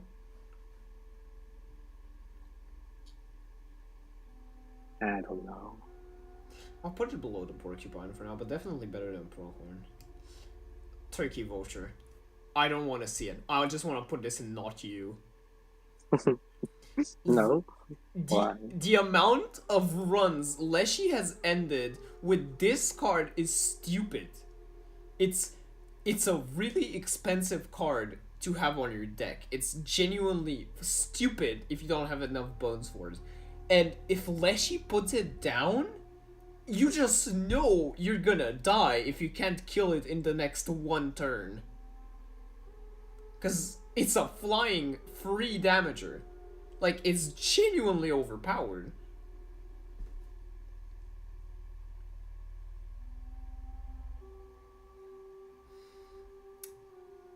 Am I allowed to put it in the not you category because I fucking hate it? I mean, it's your tier list. It's our tier list. Yeah, I mean, I don't really use it, so I don't really care where it's placed. I'll put it in not you because it's genuinely too expensive for it to be useful. Okay. I'm gonna change up the music to the Leshy boss fight music because we're getting to the interesting cards. Wrong music. I'll put this one actually. The Walk in the Woods.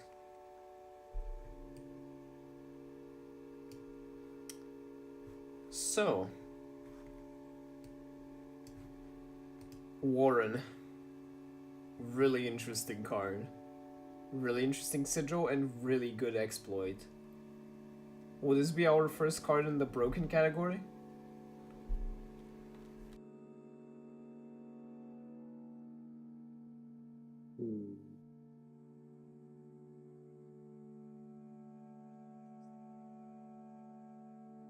Where would you put the Warren?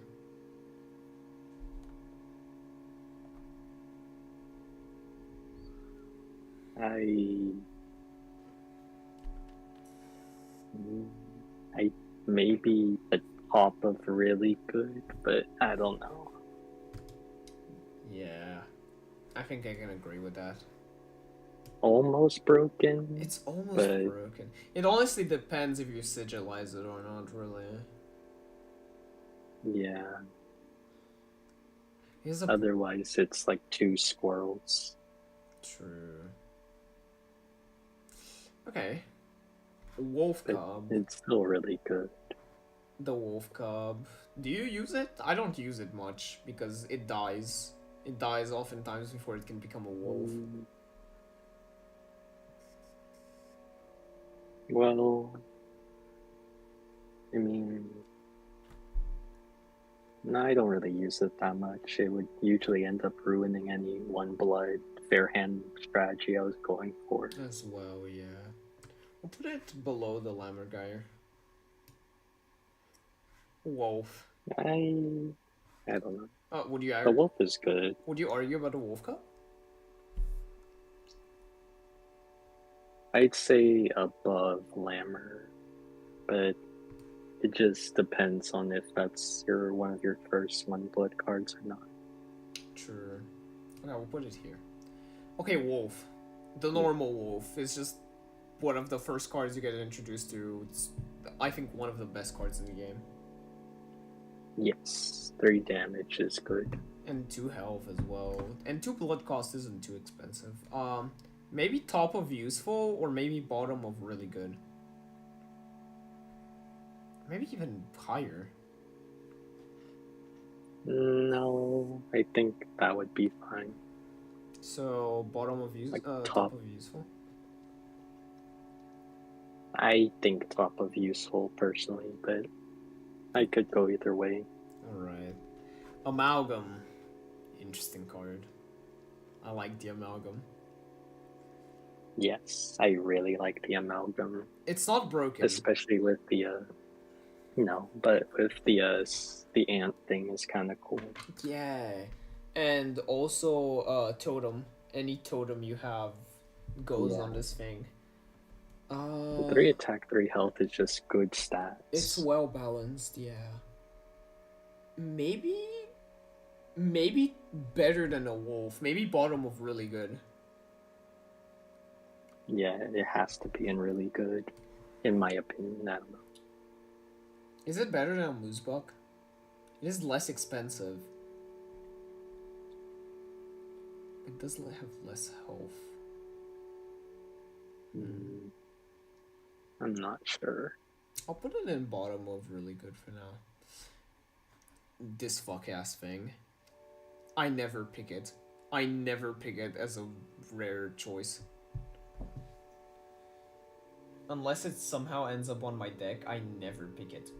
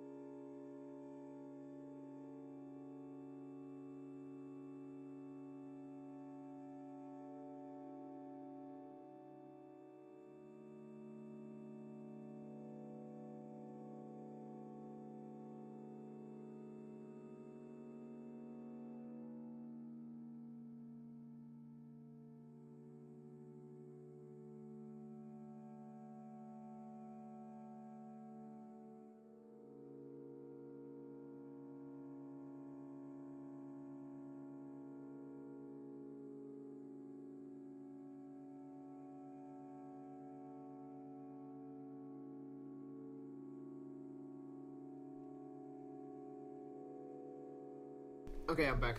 So I needed to handle something for a moment. Hi. So, Hello. Amoeba. The fuck ass Amoeba card. Have you used it ever? No, Has anyone used it? No, I've never used it in my Yeah. life. Like, what's the strat for this card? RNG? There is no strat. Yeah. Isn't it a rare card too? Yeah, I think it's a waste of a No, rare. I don't know. Yeah.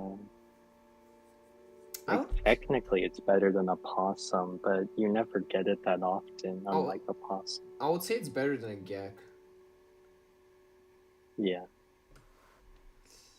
Okay, now we come to the silly billies. Mantis God. It's not broken. It's not a broken card, but it's a really good card, and it's a card whose sigil can help you easily, very easily, just kill the freaking Skullstorm challenge. So maybe almost top of really good or top of really good.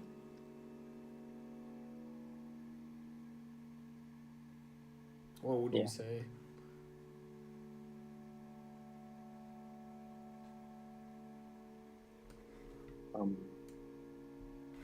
Yeah. So Top of really good. Top of really good. Alright.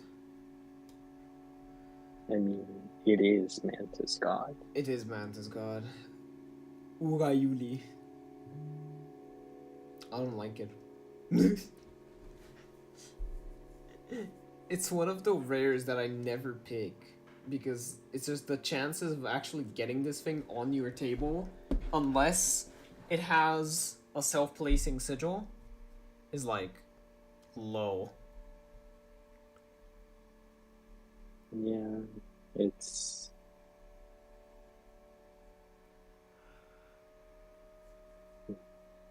Oh. Maybe if you have the deck for it, then I guess. But otherwise, why would you pick it? very circumstantial. Maybe what? Maybe top category of what? It does Yeah, have, the king of what? it does have good stats though. It could be good. I think we know. But is it generally useful? No. No, not really. Really sound no. Ouroboros is just broken. Yeah, we all know where this is going. Ouroboros is a broken card. Everyone has used it at least once to absolutely obliterate Leshy or any other boss's ass. Moman. I really like the Moman.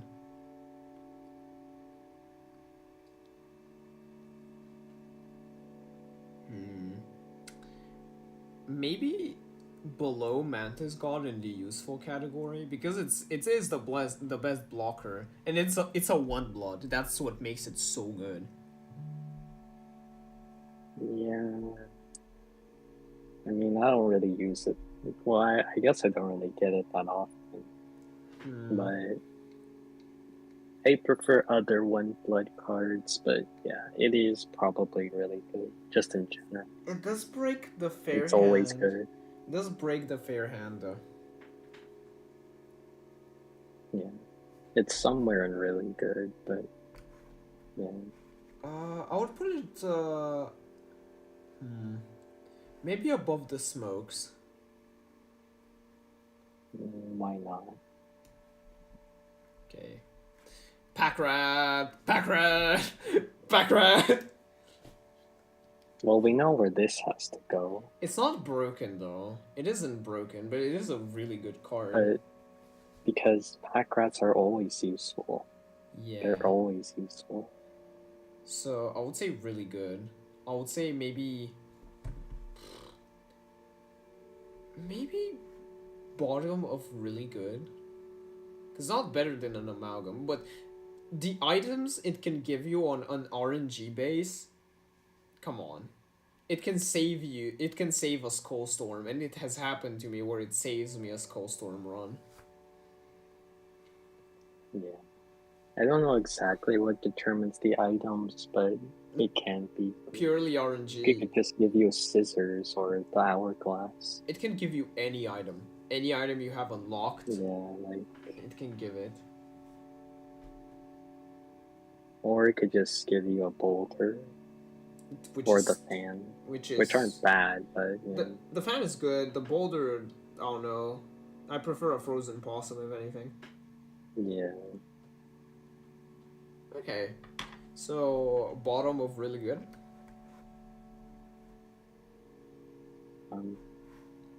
I suppose. Right. I'd put it on useful for the joke, but yeah, that's fine. Yeah, bottom of really good, top of useful, same thing. It is an always useful Because card. Packrat's always useful. Yeah. Strange Larva. Never useful. I don't Never useful. I don't see a I possible wish it was. I don't see a possible run where you don't have to campfire it for it to be useful. Cause like Yeah. it needs 3 turns to do nothing.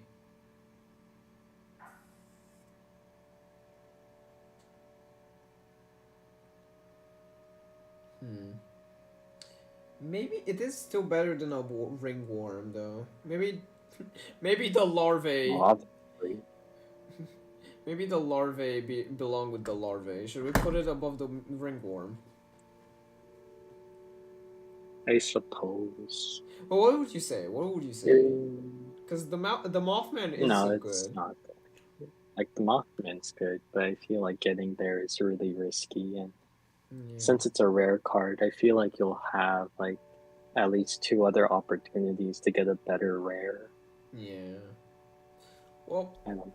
Like, if it gained stats when it evolved to the second form, that would have made it good. yeah, But it doesn't. It doesn't. Yeah. Above ringworm it is then. Chow 13. I find myself using this one often. Yeah. Is it a really good card though? Well, the cat is there, so True. It is just a better cat.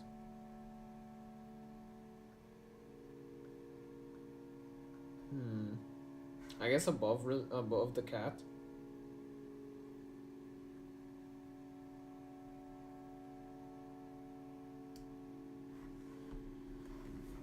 DOS. I like the DOS.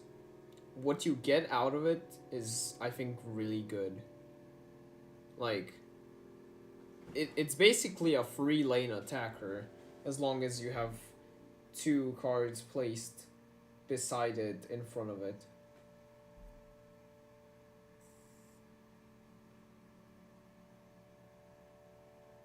What is your experience with the DOS?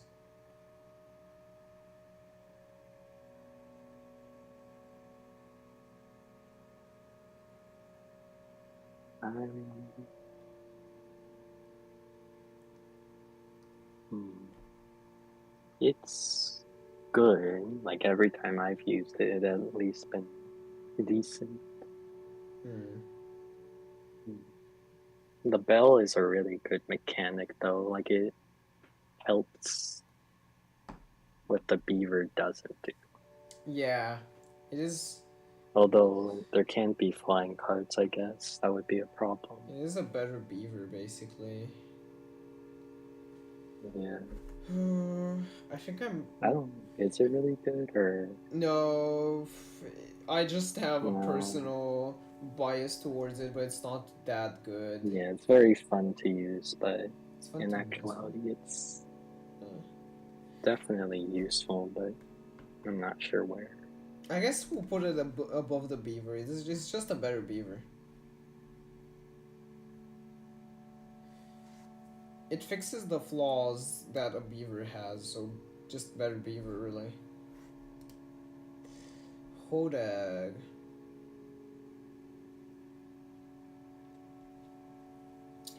Have you used the Hodag?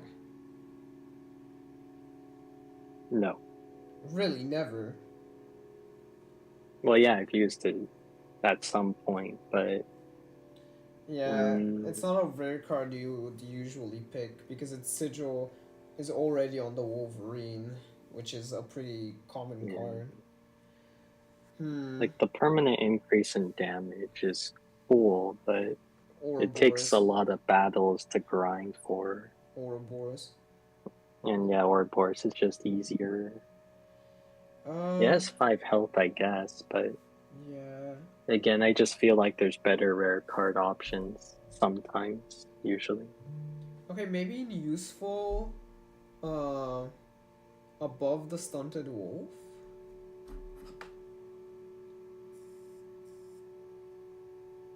Mm, yes. Would you put it lower? No. Would you put it higher? No. It's Okay. Long elk. I use this. I genuinely use the long elk. Um, it is not a card I would often pick because I usually get other rare cards.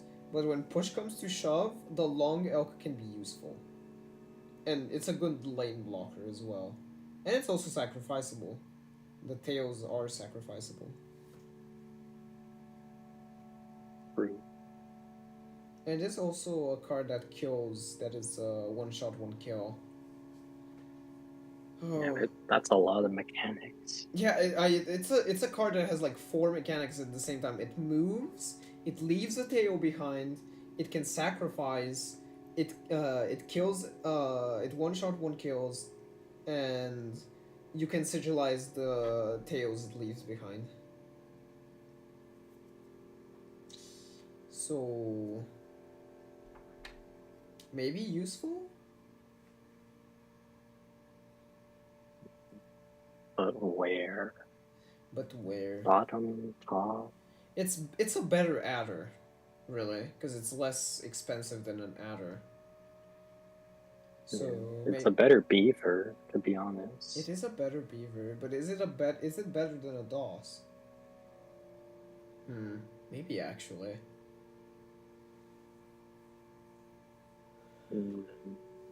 I use the DOS more, but I used the I don't know. DOS. I need more as well. experience with the L. True. Let's put it above the beaver.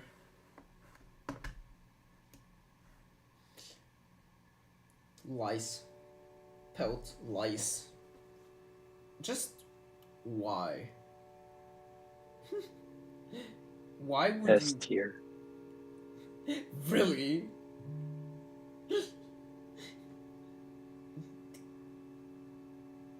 If you can get Goobert 2 times, it's S tier. We are counting Goobert and mycologist, yes. Because, like, Yeah. it's not a very practical card, but as long as you just place the pelt, it'll spawn every pelt lice, which is cool. Does it jump But out? that is very circumstantial. Does it jump out Yes, of your it deck does. of cards? Yes. Interesting, I did not know that. Yeah, but like, you wouldn't usually want to have pelts in your deck, would you? No. Probably not. But a pelt is also a card that you are almost guaranteed to get if you don't have any other warm bloods. True. Yeah. It's a silly card. But circumstantial. it's too. Yeah. It's not better than a pack rat or a wolf. Maybe below a B.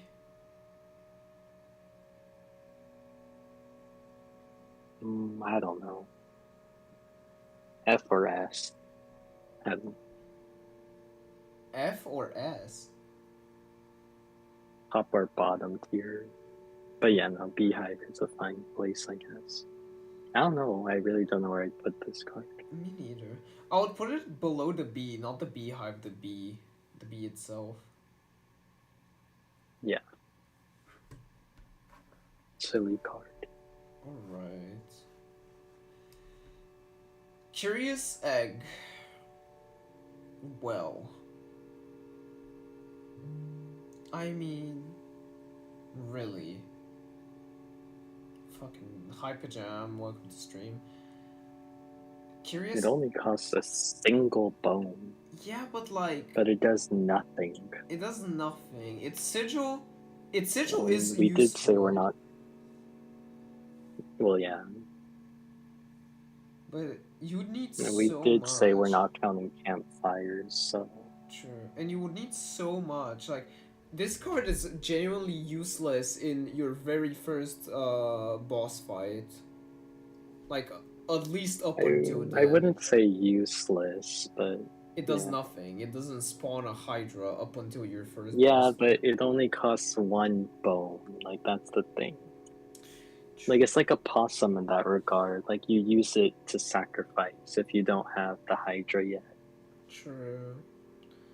Well, where would you put the Curious Egg as of itself? As of itself, probably what tier? But I don't know. I agree. I think it can be genuinely useful, though. Maybe a lot. Maybe below Lammergeier.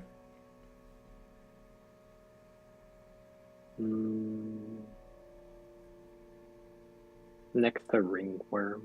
Next to Ringworm. Okay, below or above? Above, I guess.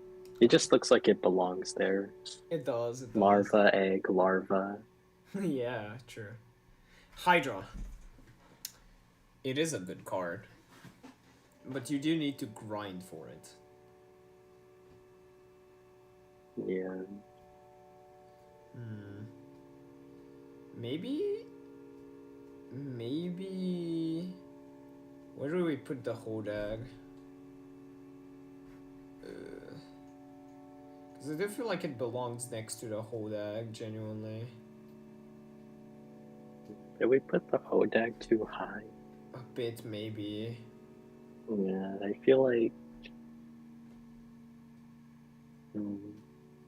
Because the Dallas is pretty lower down in comparison. Sure. Maybe we should move the Hodag like here. Or actually here, because it's a 2 blood cost. It's a 2 blood. Yeah, like, I don't know. Overall, I don't really pick it. So I guess by that matter, it would probably be less useful. Yeah. So yeah, that's fine. But where would we put the Hydra? It's a card that attacks 5 times.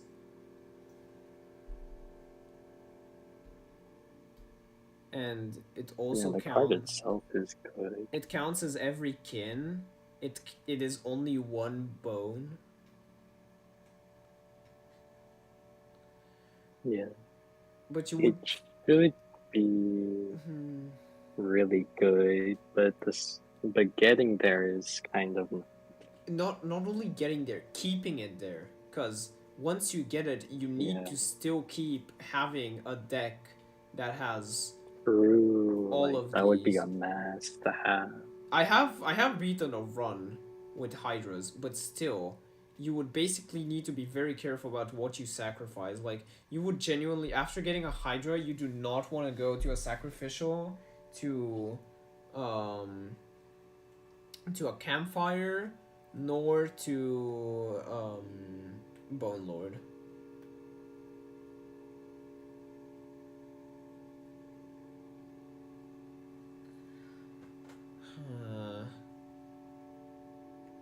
I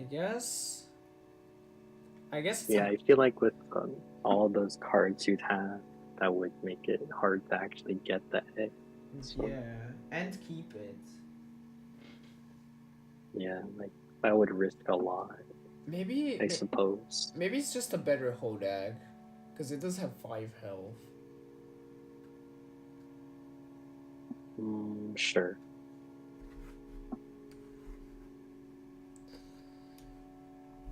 Okay. Well, we know where this one goes. Or do we?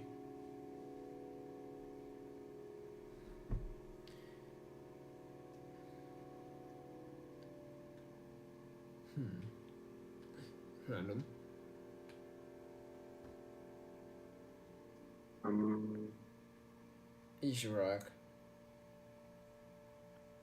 It's It can solo both the moon and the limoncello.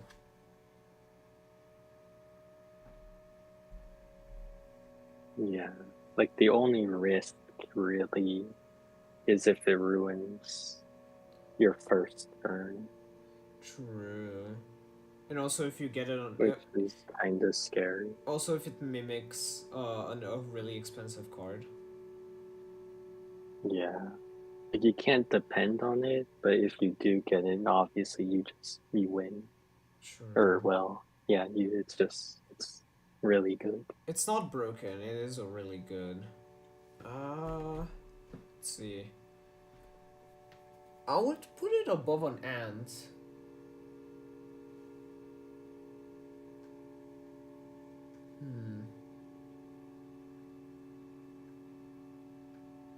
Yeah, fuck it. I think it's better than an ant.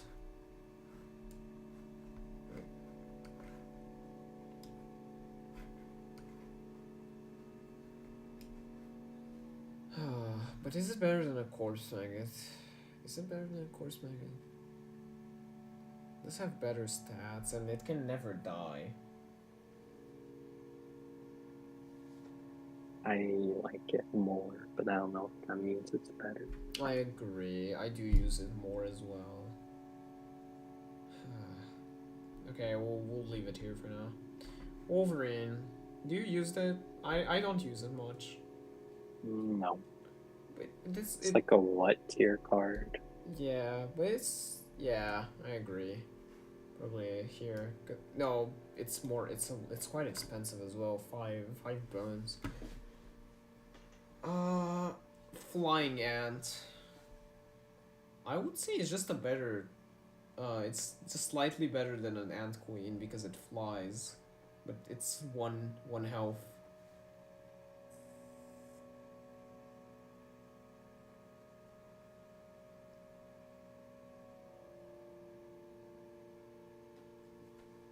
Where would you put the flying ant? Or do you use the ant deck at all?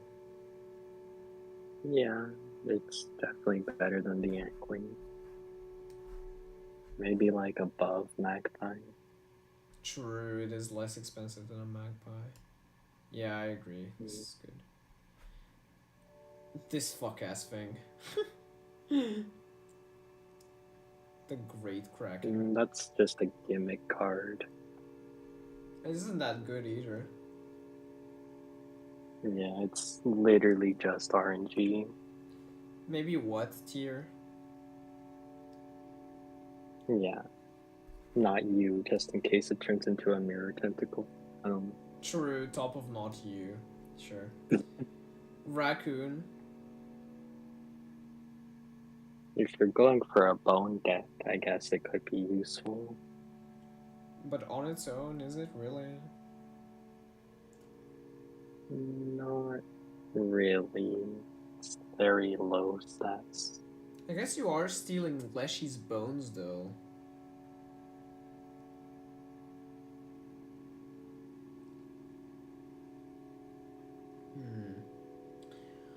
I would put it above the coyote.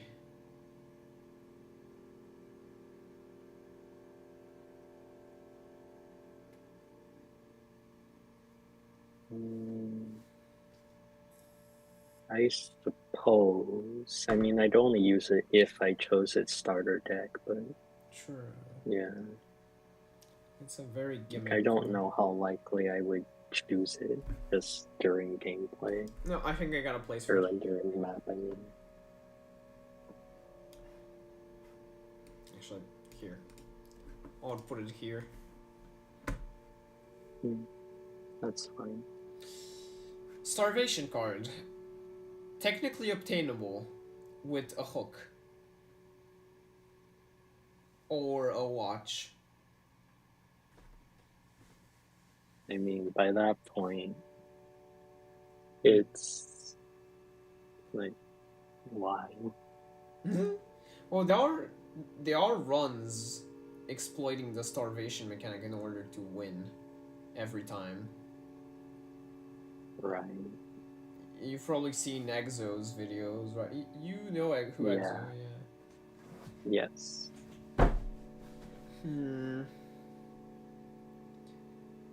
I would say it's broken, because technically the moment you have it on your table, it is a broken card. Yeah, I guess so. That's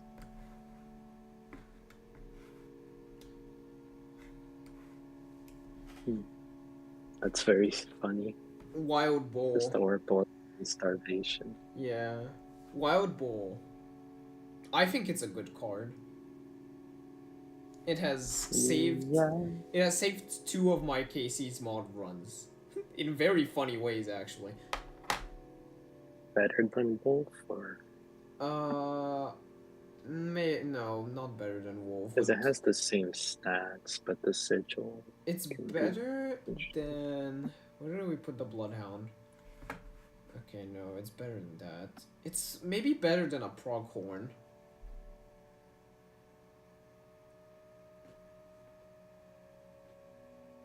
I guess so. Yeah. The way I used the Wild Bull ones was really funny. I basically absolutely skipped the first stage of the Trapper with a Wild Bull. I just placed it down in the beginning. It kills one bullfrog, immediately turns it into a trap, goes to the next one, kills it, turns it into a trap, and I still do take damage, sadly. I can't prevent that from happening. But it clears out the mechanical frogs. Yeah. Makes the moving sigil useful. Yeah. And also, it moves every time because it overturns the whatever card you have placed. Yeah. It is very annoying to play against, though, if Leshy has it on his side. I guess so. Wolverine, I have placed it twice for some reason. Don't know. Tadpole. Mimic. This is the Ishrak. Tadpole. I like the Tadpole. Yeah, I think its sigils are actually quite useful because putting the flowing sigil on a card, like, I don't know, really any card is useful. I don't know. For example, put the Tadpole's sigils on... Put the Tadpole sigil on a dire wolf pop. You will always get a dire wolf who will never die. Yeah, I suppose. Where would you put the Tadpole? Because it does ruin the fair hand mechanic duo. Yeah. I don't know. Like, that is a good argument. Like, normally I put it in green tier, but... It's kind of useful. Like, I guess it is free as well. Maybe better than a Gek?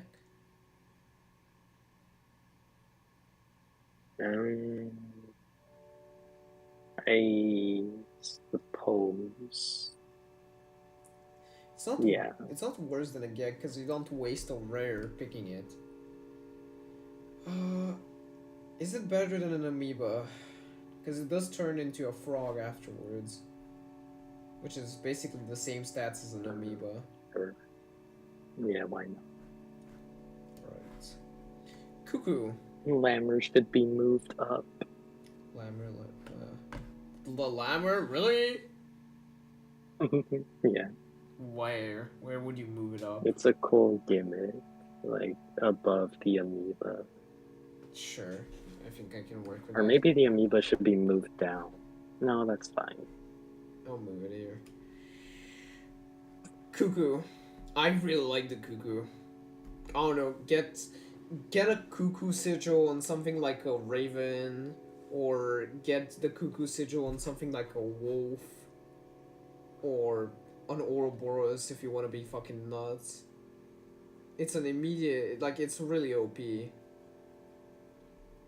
Unless you somehow manage to draw the unlucky chance of getting a Raven Egg.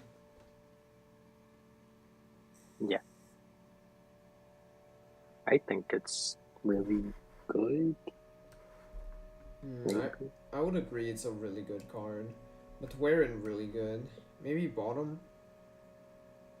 Yeah, bottom. Fuck you. Is- You need a special tier for that. I agree.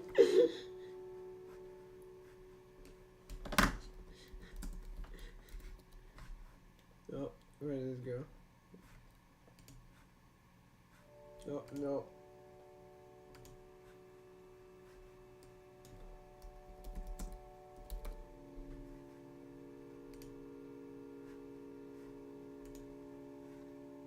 Oh, shit. I think I end up having it have 0 attack too often. It's stupid. It's a stupid card. It's not. I think if it just had 1 attack at the very least, no matter what, that would make it better. Yeah, but it's also But a because- 2-blood. It's also a 2-blood sacrifice on top of that. Well, I think it's so that way it'll have to attack at the very least when you first spawn it, but afterwards it'll just have 0, which is a problem. Yeah, because it resets every turn. Yeah, that's kind of dumb. Like, you have to constantly make sacrifices. Oh my god, a reference to Daniel Mullins' Inscryption prototype. You Yeah. have to make sacrifices. Yeah, it's a stupid card. I fucking hate the red heart. It's so stupid. I would never pick it. Yeah. Pelts. What do we think of the pelts?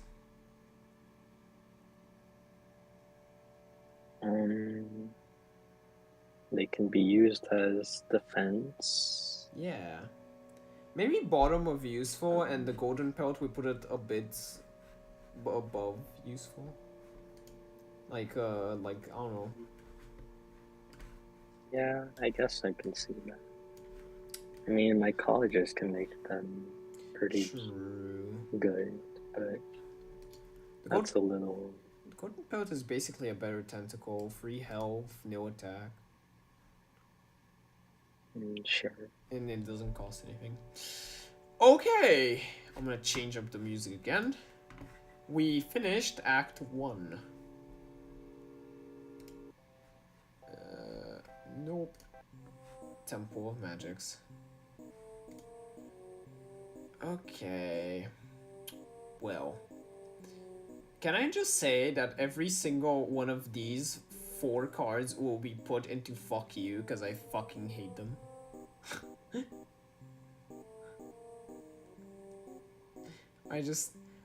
Well, Do you play with the gems? Because I do not. I hate them. I mean, no, but to be fair, I don't... I guess since I don't really play them that often, I don't know if they're good or not. We'll just put them in not you. 'Cause I fucking hate them. Yeah. I mean, it's basically completely RNG reliant, though, but so is Act 2 anyway. Yeah. Banshee. Banshee is not bad. It's basically a possum. It was basically a flying possum. Flying possum. Not bad.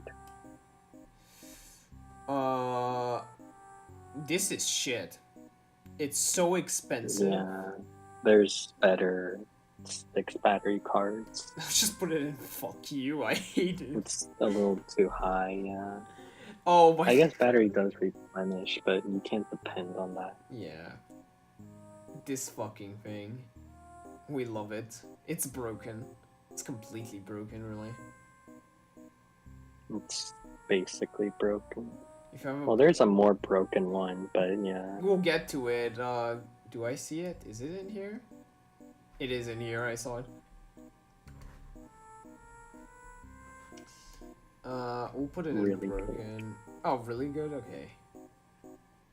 Well, I don't know. True. Either or. It's not broken because you do need a bone generator in order to have it functioning. Yeah, I think the other one is broken. Yeah. Let's put it here.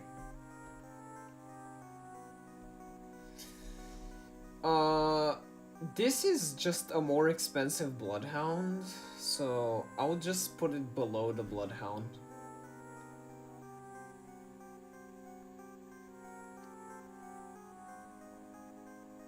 Would you argue? Do you agree? No, I would not argue. Alright. I've never played with the horn.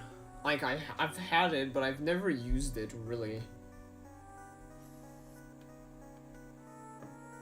It could be useful. Is the bone gen? If it's a bone deck. Yeah, it generates bones. Alright. Batteries to bone. It's not bad. Okay. It's useful. But where would we put it?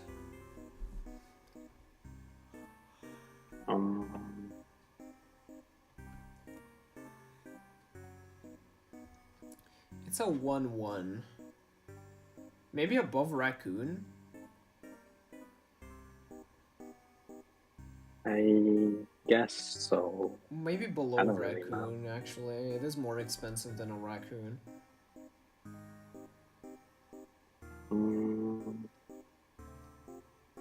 Yeah, I don't really know how much bones it gives you. So. Yeah, I don't know either. Obols. Do we use them except for the fact to get this card? No, they're just for the secret, really. I don't know. Just No, put them in what? they're not that great.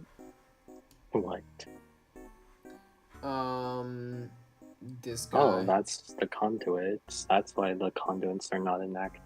Yeah, because they're in Act 2. Do you play with the conduit? I kinda do. Rarely, but I do.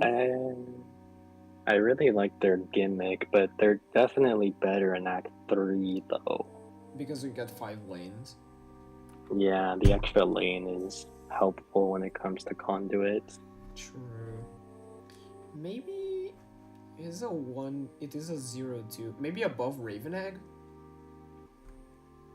Yeah, I mean, that one does the increase in attack. That's pretty cool. True. Maybe above Stoat. Below Stoat. I don't know. Below normal Stoat or Yassified Stoat? Both, I guess. They should be near each other. True. What are you? I don't remember you. Oh, it's the silly guy. It's the Is that silly Mrs. Bomb? No, that's Silly Billy. No, oh, Silly Billy. Do we have Mrs. Bomb? Wait.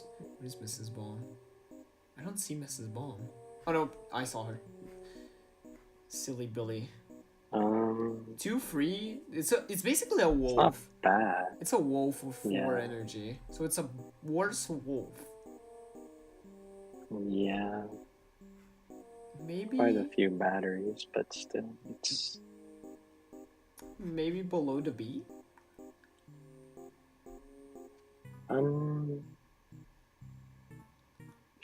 Sure. It's kind of hard to compare these to Act 1 True. gimmicks, but... Gem card, get the fuck out. What are you? I don't remember your sigil. Let's see.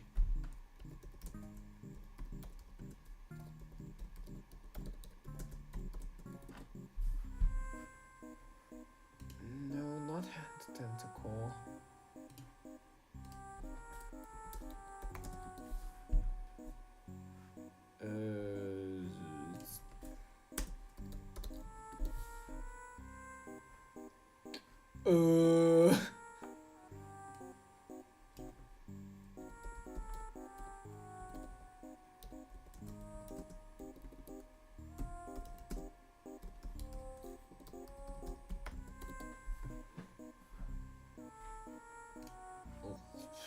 I seriously don't remember this card. Act 2.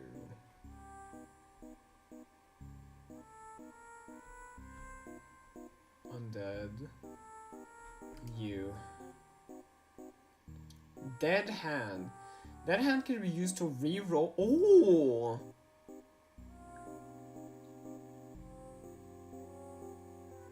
It re-rolls your deck, so it's an RNG based. What the fuck? What the fuck? What the fuck is this piece of trivia?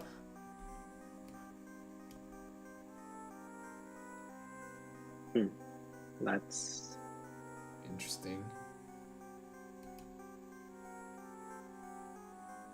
I mean, I guess it's kind of fitting with the whole nuclear codes. Bro says nuclear. It's pronounced. It's nuclear, idiot. Where would we put this? I don't see it being really useful. I guess I can see it being kind of useful. Maybe like ringworm tier useful. I guess it's a lot of bones, but it's a clover basically. It is basically a clover, yeah. Double gunner. Where do we put the double gunner? Really good. In Act 3. Really good in Act 3, true. It's quite expensive, but pretty good. Maybe bottom of really good? Due to its cost? Like a mantis. True, it is a I better mean, mantis. But it is really I don't know. expensive. I like double gunner for overkill and stuff. I like it as well. Yeah, it's better in Act 3, really. You are useless. Like, genuinely useless. I've never... You're pointless. You are pointless. 39 buried. 0 found. What? You're just a what card? Oh, the fucking fish! Oh, the fucking fish! I love this thing. It looks so stupid. And it also kills instantly. It's so stupid. The drowned soul. Yeah, it's so dumb. It's really stupid. Look at it. Look at its fucking face. Yeah, this... It's so dumb. Okay. Oh god, for a moment I thought the page reloaded and I was about to suicide. Let's put it in useful. It's a 1/1, so I think I'll put it above the adder.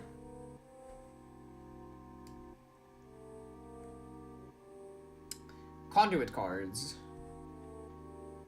What? Gives you a That one's battery. definitely the best conduit. This one? Yeah, isn't that how you make like the infinite battery strategy? I've never tried it. I don't know. You tell me. Where should I put this? Yeah, I'm pretty sure that's the card you use to make like some weird system where you could just get infinite battery to like that's how most people do the 666 attack damage achievement. Oh. Interesting. Okay. But other than that, I just think it's a better conduit than the attack one that you have up there. Then we'll put it above. What is this one?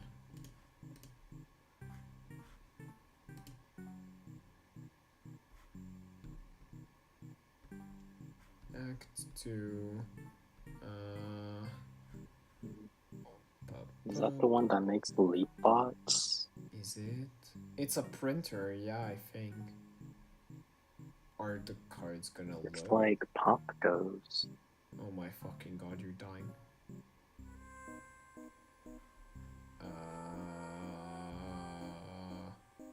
I read that as map bot. Looks like the map. Is it the Steam bot? It's not the Steam bot. The card imagery is not loading. I do not like this. Is my computer dying? No, no big nightmare. Let me let me put my fans even upper so I get proper cooling. You.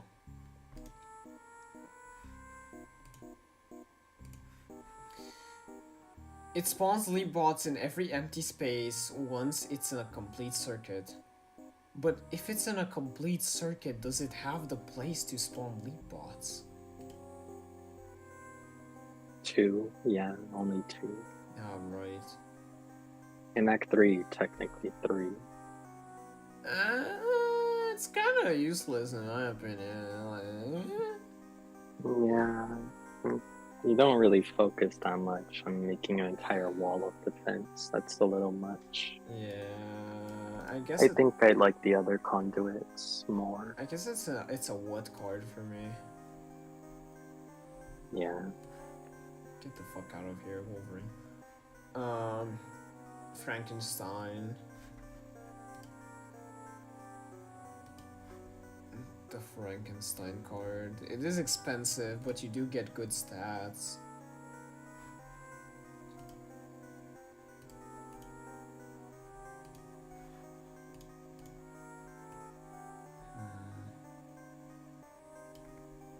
Let's put the Frankenstein card in the useful. What costs 5 bones? The alpha. What has 2 and 2?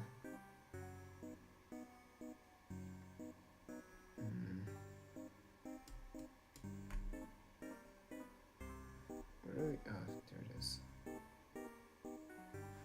4, 4. I would put it here.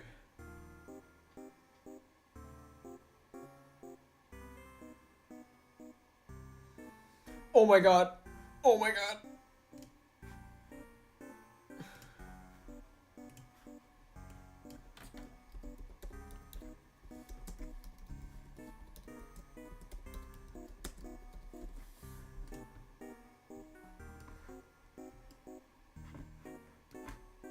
My beloved.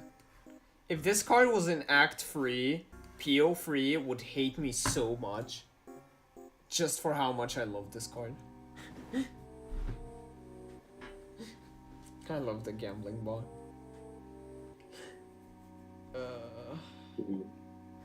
The undead ship, basically a limoncello in your deck.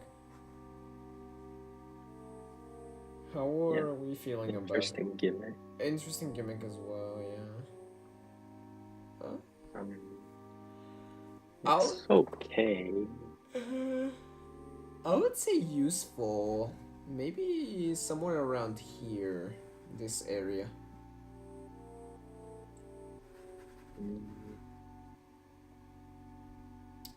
Maybe below a mealworm, because it's another bone card we can compare it to. It's also another 0 attack on its own.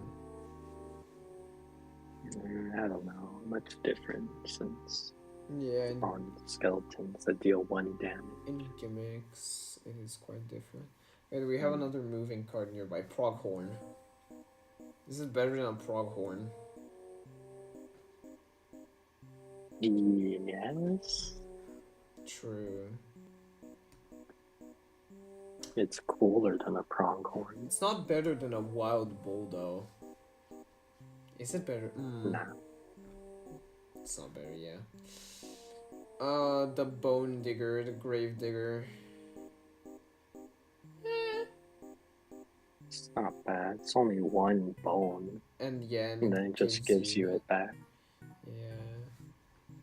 I would say it's. Do we have a bone? 3 health is actually pretty good for a bone card. True, but it has 0 attack. I don't know. If you get it early on, I think it can be a decent defense. Definitely Maybe. better than a raccoon. Yeah. Maybe below the bloodhound.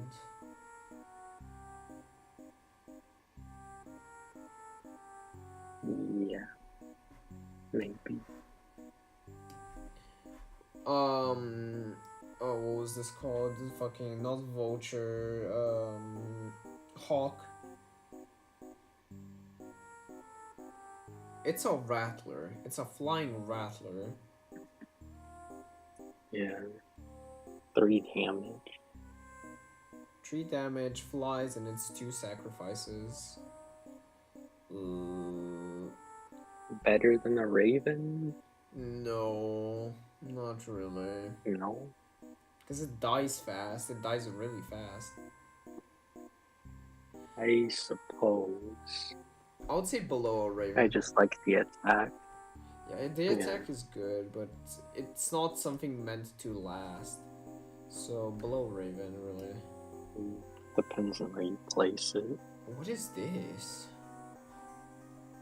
I don't have the collect every card in the game, so I obviously do not know the cards.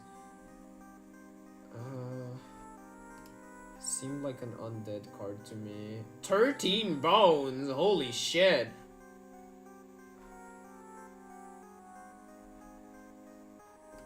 You. Oh! Headless Horseman. The Headless Horseman has very high stats that combined with its airborne sigil allow it to quickly end a game. Oh, it is a 5/5. However, it is expensive and therefore difficult to play, making it unsuitable for most decks where bone generation isn't prevalent. Having meant to generate bones, it is important to playing, such as a method involving Necromancer, Spore Digger, and Bone Lord Horn. So, card that requires a bone generator to function.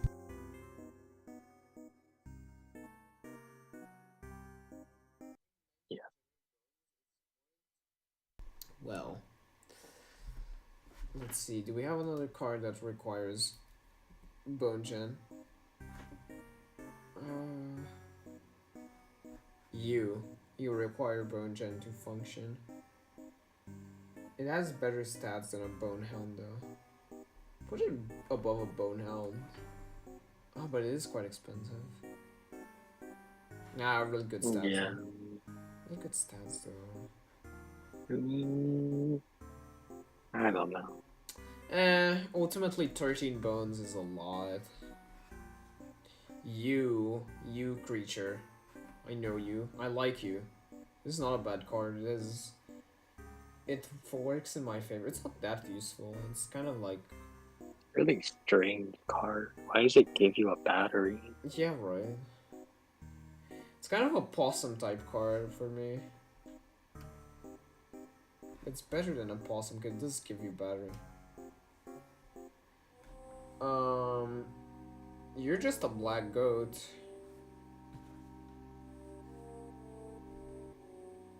That costs energy. I would say this is useful. Maybe like here, like around here.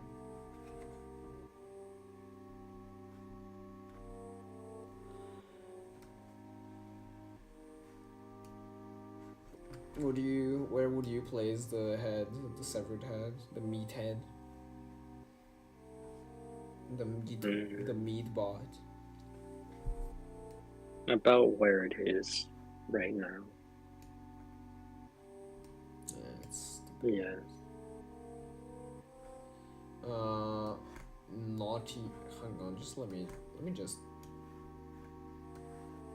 I mean, it's better than the other one. Like, that should be at the top of the gyms. Which one? I don't play with the gem cards at all. The one with all 3 gyms. This one? Yeah. Alright. So that way you could place any of the other gem cards at the very least. Which one was the one that makes all gems fucking explode? I love that one. It's the only one I find useful. I think that's Act 3 card. I do not see it though. Oh no, I see it. Gem detonator. Yeah, there it is.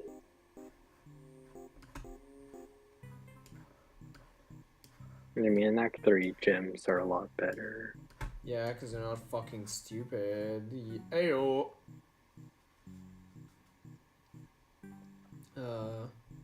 Okay. Miss Bomb. Great card. Very silly card. Should we count the remote as her as well? Because we don't, we're not doing items, but technically she's an item in Act 3. One that has saved me multiple runs. Probably not. I don't know. Alright. Well, in Act 2 I don't use her too much.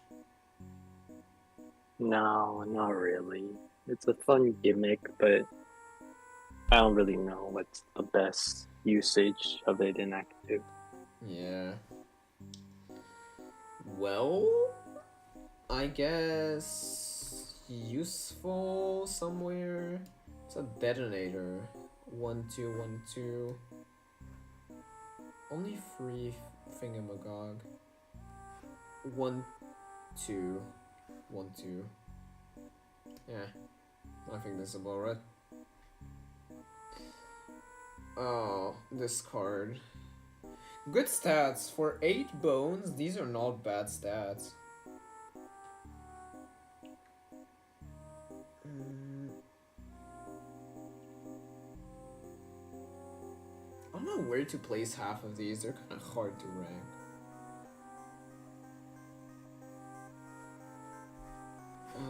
Let me change the music. It's like the bottom of useful. I don't know. Yeah, I forget. Can be useful, but it is quite a few bones. I'll put it here. I don't know. Act 2 gets like a lot of RNG reliant stuff, so having expensive cards is risky, I guess. Yeah. What are you? Necromancer. Necromancer is a rare undead card in Act 2. It can obtain... Okay. Makes you... Card's death happens twice if it is to die. Thus doubling the bone. Oh. So basically it gives you 2 bones instead of 1. It's kind of just a stoat. It has stoat stats. Yeah, that's an odd mechanic. I'll put it here. Oh, these guys. They are expensive though.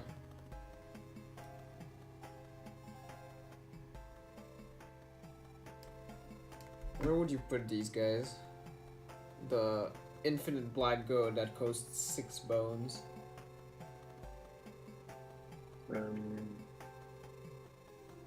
Like the bottom of useful again. Alright. Maybe. I don't know. It is an okay card. Or maybe what? I don't know. I'll put it here. Plasma Jimmy. I find him useful. Yeah, unfortunately he can only attack if a card is in front of them, but Yeah. he can assassinate. Maybe middle of useful?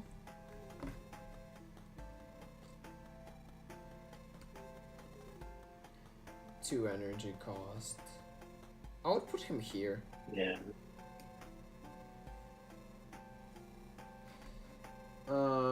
Skeleton.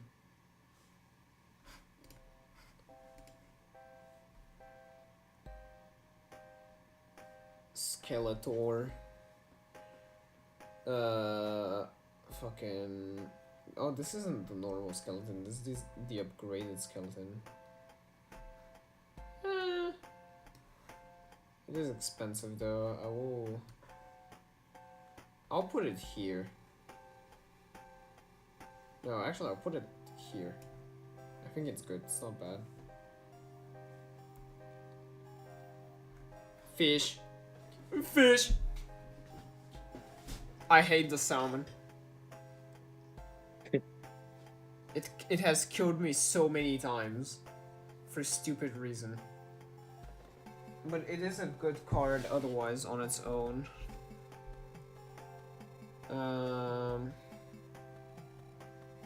Maybe it's a 2/2, so DOS level. And it is 2 blood sacrifice, so though it's flowing and moving.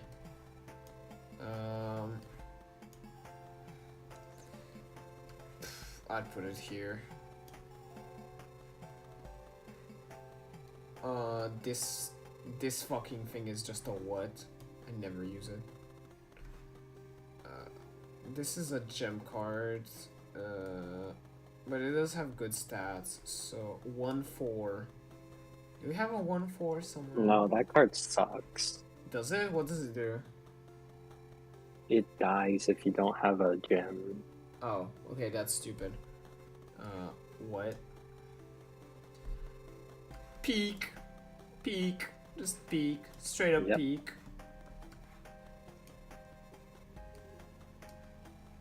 It doesn't have sigils though, I'll put it here.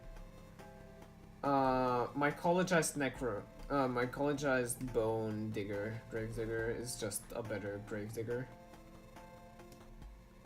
Mycologized field mice, just better field mice.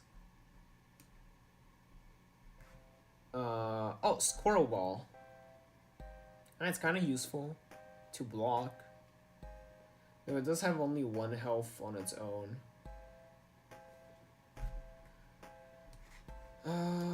I would say it's a worse squirrel. Would you agree?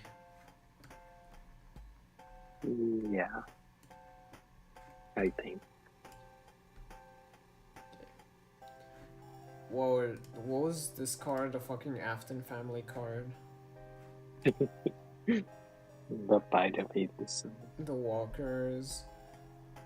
The Walker. The Morning Family. Oh, a card that gives you bones but also dies. This is fucking useless! You are obsolete! You're just a stoat. You're just a free stoat. Stupid. Broken. Literally broken. Zombie. This is just a possum. This is straight up just a possum. What are you? Oh, you die if there is no thing on the table? Okay. You up your attack if I give you bones, but you cause gems. Okay, you're just a worse guy.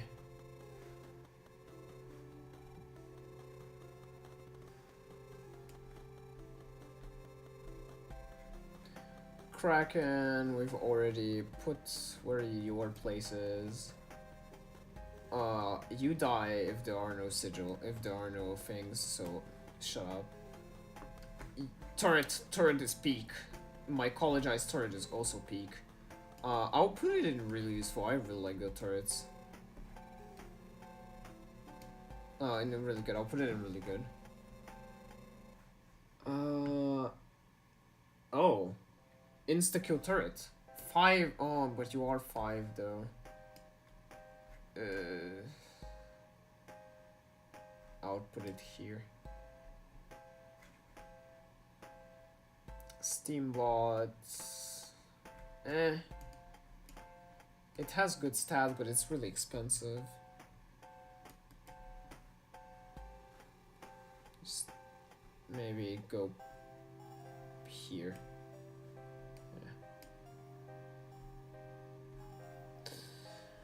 How did the computer mice work again? The exact same as a field mice. Oh. But they are more expensive. So, just worse field mice. Duality of men, better field mice, worse field mice.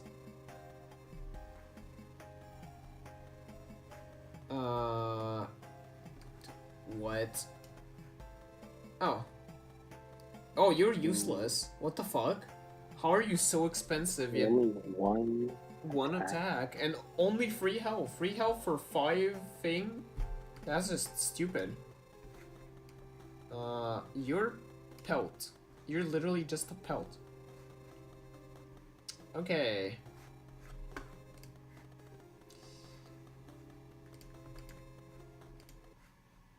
Let's play Botopia. Final cards. 49er.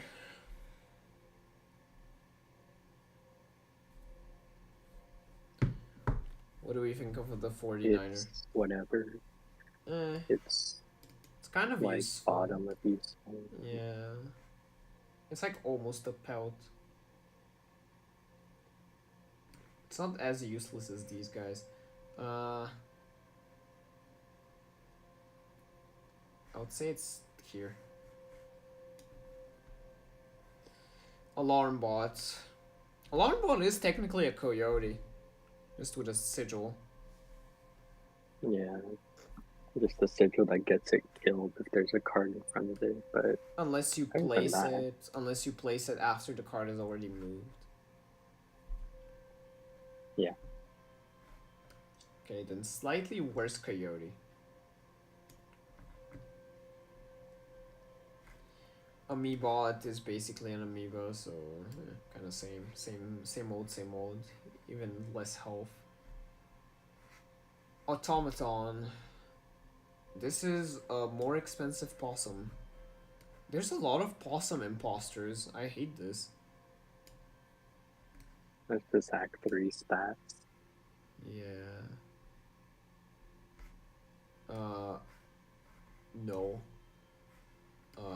No. Well, they work differently, you know. Like, what do they do? at least you don't have to have. At least I think you don't have to have gem cards already there to place them, right? Correct. So they basically just act like mocks are that empty vestals. So they're not good, but they're like okay. And they're like in what tier? Oh, like that's fine, I guess. Alright. Bomb Lasher! I love the Bomb Lasher. It's stupid, but you get to kill cards really easily with it. And you can have an Undying Bomb Latcher, which is just great, in my opinion. An Undying Bomb Latcher is great. I will put this in either top of useful or really good. I'll put it around here. Have you used the Bomb Latcher? Not that often. It's fun. It's the other one I like is the Brittle Latcher.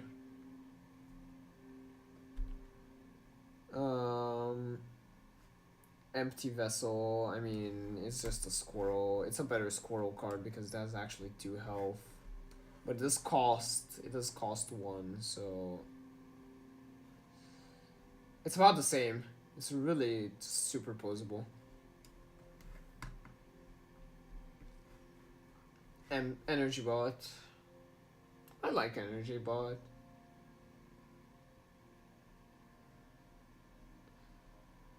What do we say about Energy Yeah, it's really Bot? good in the starting game because it's a permanent upgrade. Sure. Definitely useful in the early game, at least. I would put it about here. Eventually, you can just give it to the vessel, so it's kind of useless at that point. Yeah. I'd put it around here. Exoskeleton is really good. It's just genuinely a really good card. 2/2/2. Oh my fucking god. You were dying.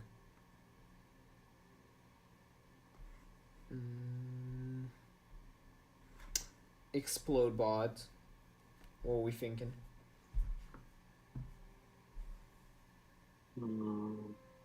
It can kill a card instantly, but it can also kill your cards, 2 of them, so...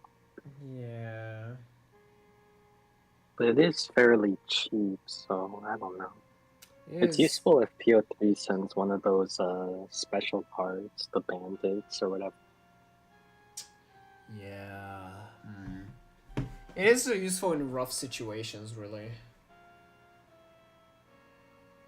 God, I love Botopia's OST. Yeah, Act 3 has good music. I've Although heard not many different tracks. it's one track of 14 minutes. Yeah, but also the boss theme. Yep. I've currently put the Botopia music up on the stream. Oh, And it's just got to the organ part. I really like the organ part. It's very sinister. It's really good. yeah. Isn't it like based on each area? Like the organ part is Magnificus. Oh, maybe. No, the organ part is just the dun dun dun. You know that. Yeah, I know different. There's different themes from each of the bosses in the song. Yeah, they slightly changed when you moved from area to area. Yeah, it's cool. So Explodebot will put it in useful. Okay, where do you have rough situation cards? Mole. I think it's about here.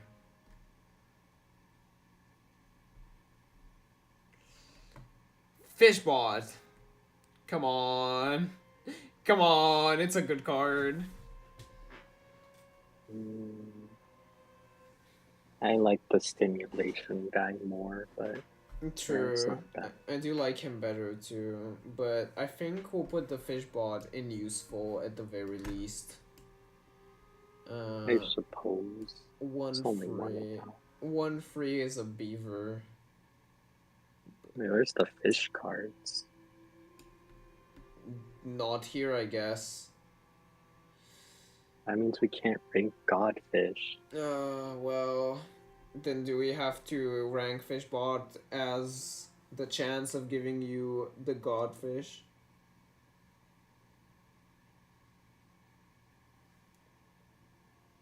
Yes.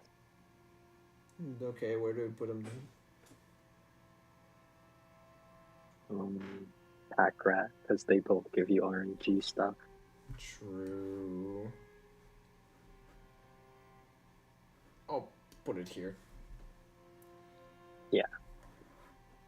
Below. Gem detonator! Peek! Fucking kill them gems! I hate you!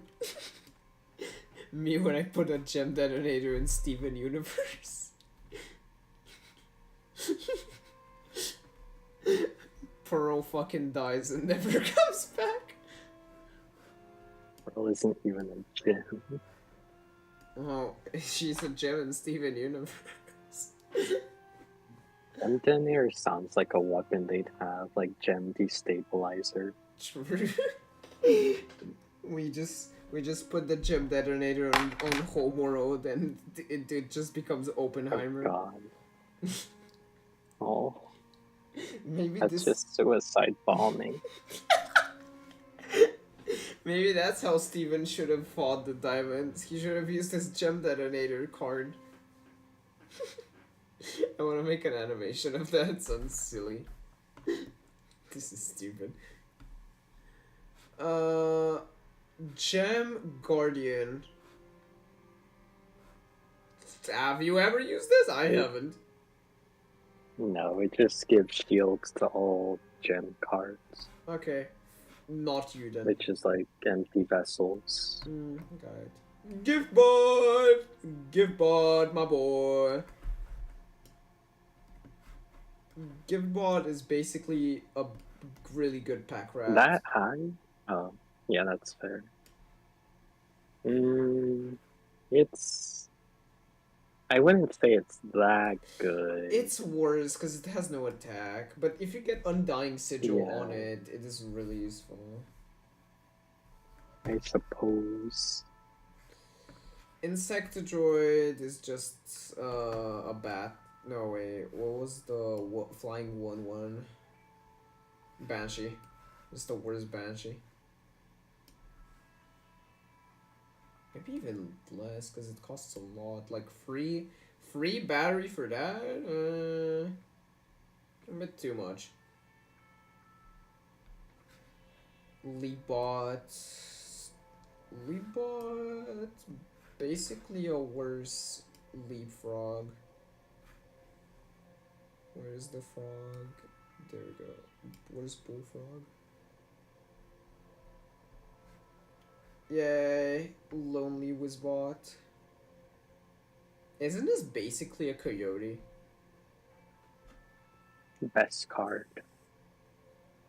Kind of, I guess. We'll say it's a better coyote because it moves in a very interesting way.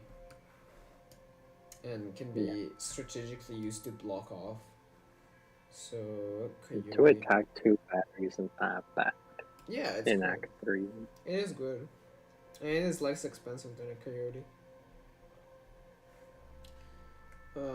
Fucking the what?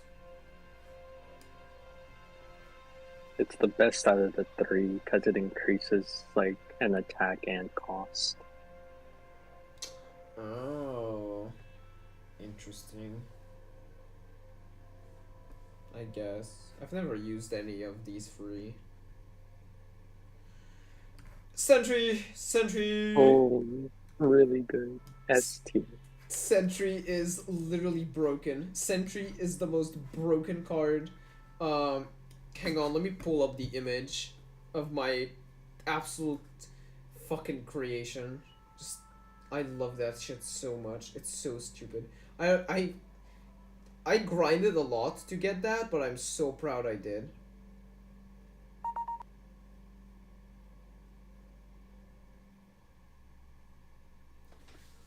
Let's get this image up on stream.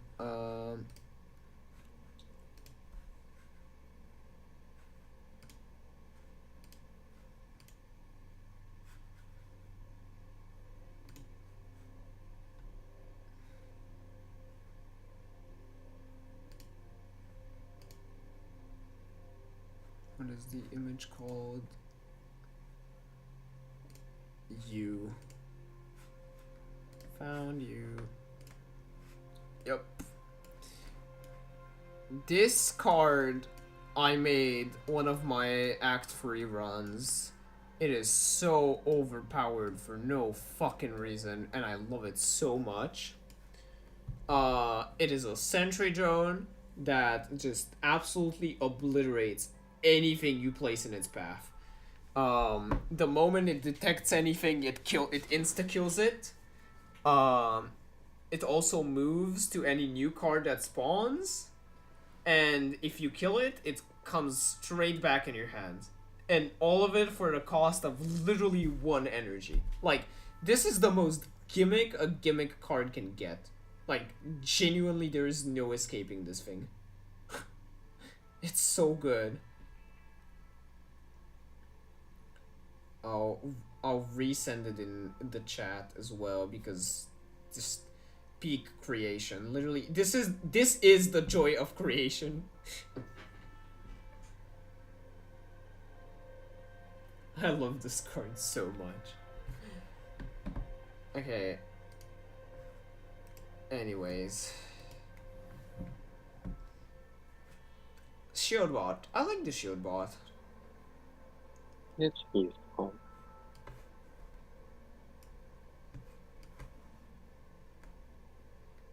Defense.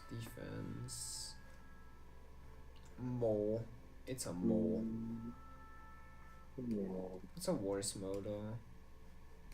It's a lot more expensive and only 1 health. No, 2 health. Shield Latcher. I don't use the Shield Latcher surprisingly. Yeah, I prefer the other one. Yeah. I'll put it in useful because I can still see some use of it, but it's like, it's kind of just there. Skelelatcher peak. It attacks, it has 1 health, it has free cost, but it can immediately obliterate any card you don't want to attack you next turn, so it's great. I would put it above the bomb blaster. Sniper bot peak. I really like sniper bot. It's really good. Especially getting a double attack sigil on this thing. Great, just amazing. Yeah. Or an It's a insta good kill. mechanic. It makes Act 3 way more fun. Yeah. Really good or it's not broken. It's not quite broken, but I think it's really good. And lastly, we have the swap bot. I don't like it. No. It's too expensive, isn't it? Yeah, did we already pick where the empty vessels are? I've put them alongside the squirrel, but better. I'd say they're better than rabbits. Yeah, I guess, because they do get sigils on them. True. Yeah. Well, we have definitely forgotten some That's cards. it? We've definitely forgotten Yeah, some cards. definitely. But I didn't have much time to genuinely make this properly. But I think that's it. We've rated at least 90% of the cards. I enjoyed this. This is fun. I really, as you can probably tell, I really like Inscryption. Let me download this, so at least I know. We're missing the caged wolf. Yeah. The fucking. We're missing the static card. Should we count that as a card? Because it's technically any card. Kind of. So it's at the same time Wait. a card and not a card. Oh shit. Apparently the undead cat has 3 attack and 6 health. Oh. That's not bad.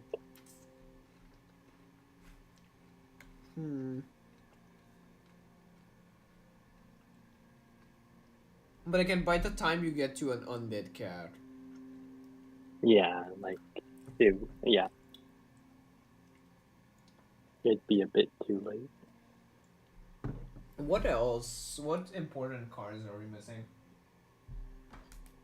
I don't think we did the frozen possum, if you want to count that. It's an item, so not really. The moon doesn't really count. Yeah, there's no way you can get it on your side. A bunch of, like, trapper cards. Nah, I don't count those. Like, you can get them on your side, but why? I have done it. I have gotten all 4 trapper cards on my side, and it was to block off a Skullstorm 1 turn. By the way, that was fun. That was fucking fun. But it's literally. We didn't do the mud turtle. Oh yeah. Yeah, too lazy to get it in, but Mud Turtle, it's a really good card. It'd be above a shield bot at the very least. Yeah. We didn't do Mole Seaman. We didn't do the Limoncello, obviously. You can't get it on your side, so no, we won't do it. The Mole Seaman are just a better Mole Man, really. But you can never get them on your side. Like, you can't. You can get them on your side, but you know what I mean. They appear only once in the whole game. I don't think we did any of the Transformer cards in Act 3. Oh my god, those are missing. Yeah. Okay, let me get those. Those are pretty important.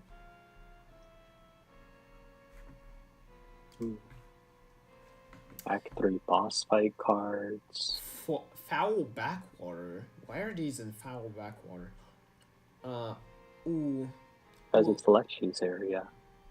Oh, right. Right. He's a furry. We We didn't do the unique conduit cards. Which one's the king? The king ones? The king souls? We didn't do Michael Bot. I didn't. Yeah. Oh my God. This is missing a lot.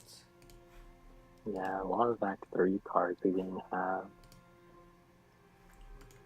I did think there were 2 less. Yeah. We didn't do the Grimoire cards, but that's just for the finale. I don't really think that counts. Yeah. Oh, Gem Pound Ripper. Right. Look at my screen. I'm currently looking at some of the cards we've missed. The fucking captive file. The fucking captive file just trying to shoot itself. More fish, bad fish, good fish, mummy lord. Shutterbug. I've never gotten a Shutterbug. What is a boss's card? I've never seen this. Oh, non-obtainable boss exclusives, yep.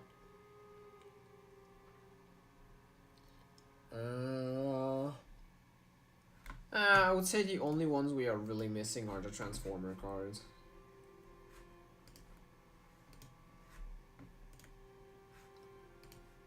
Let me get those.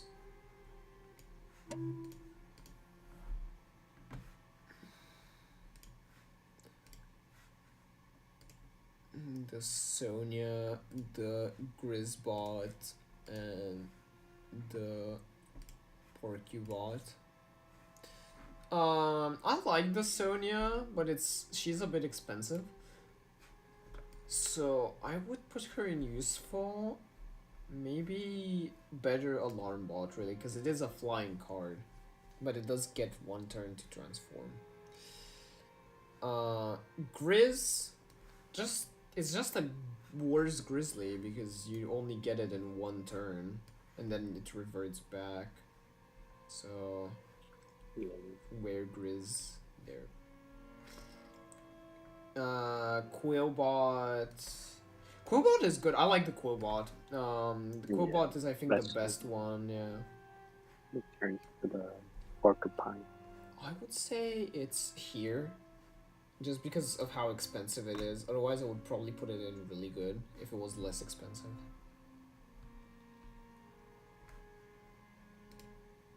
Let me download this again.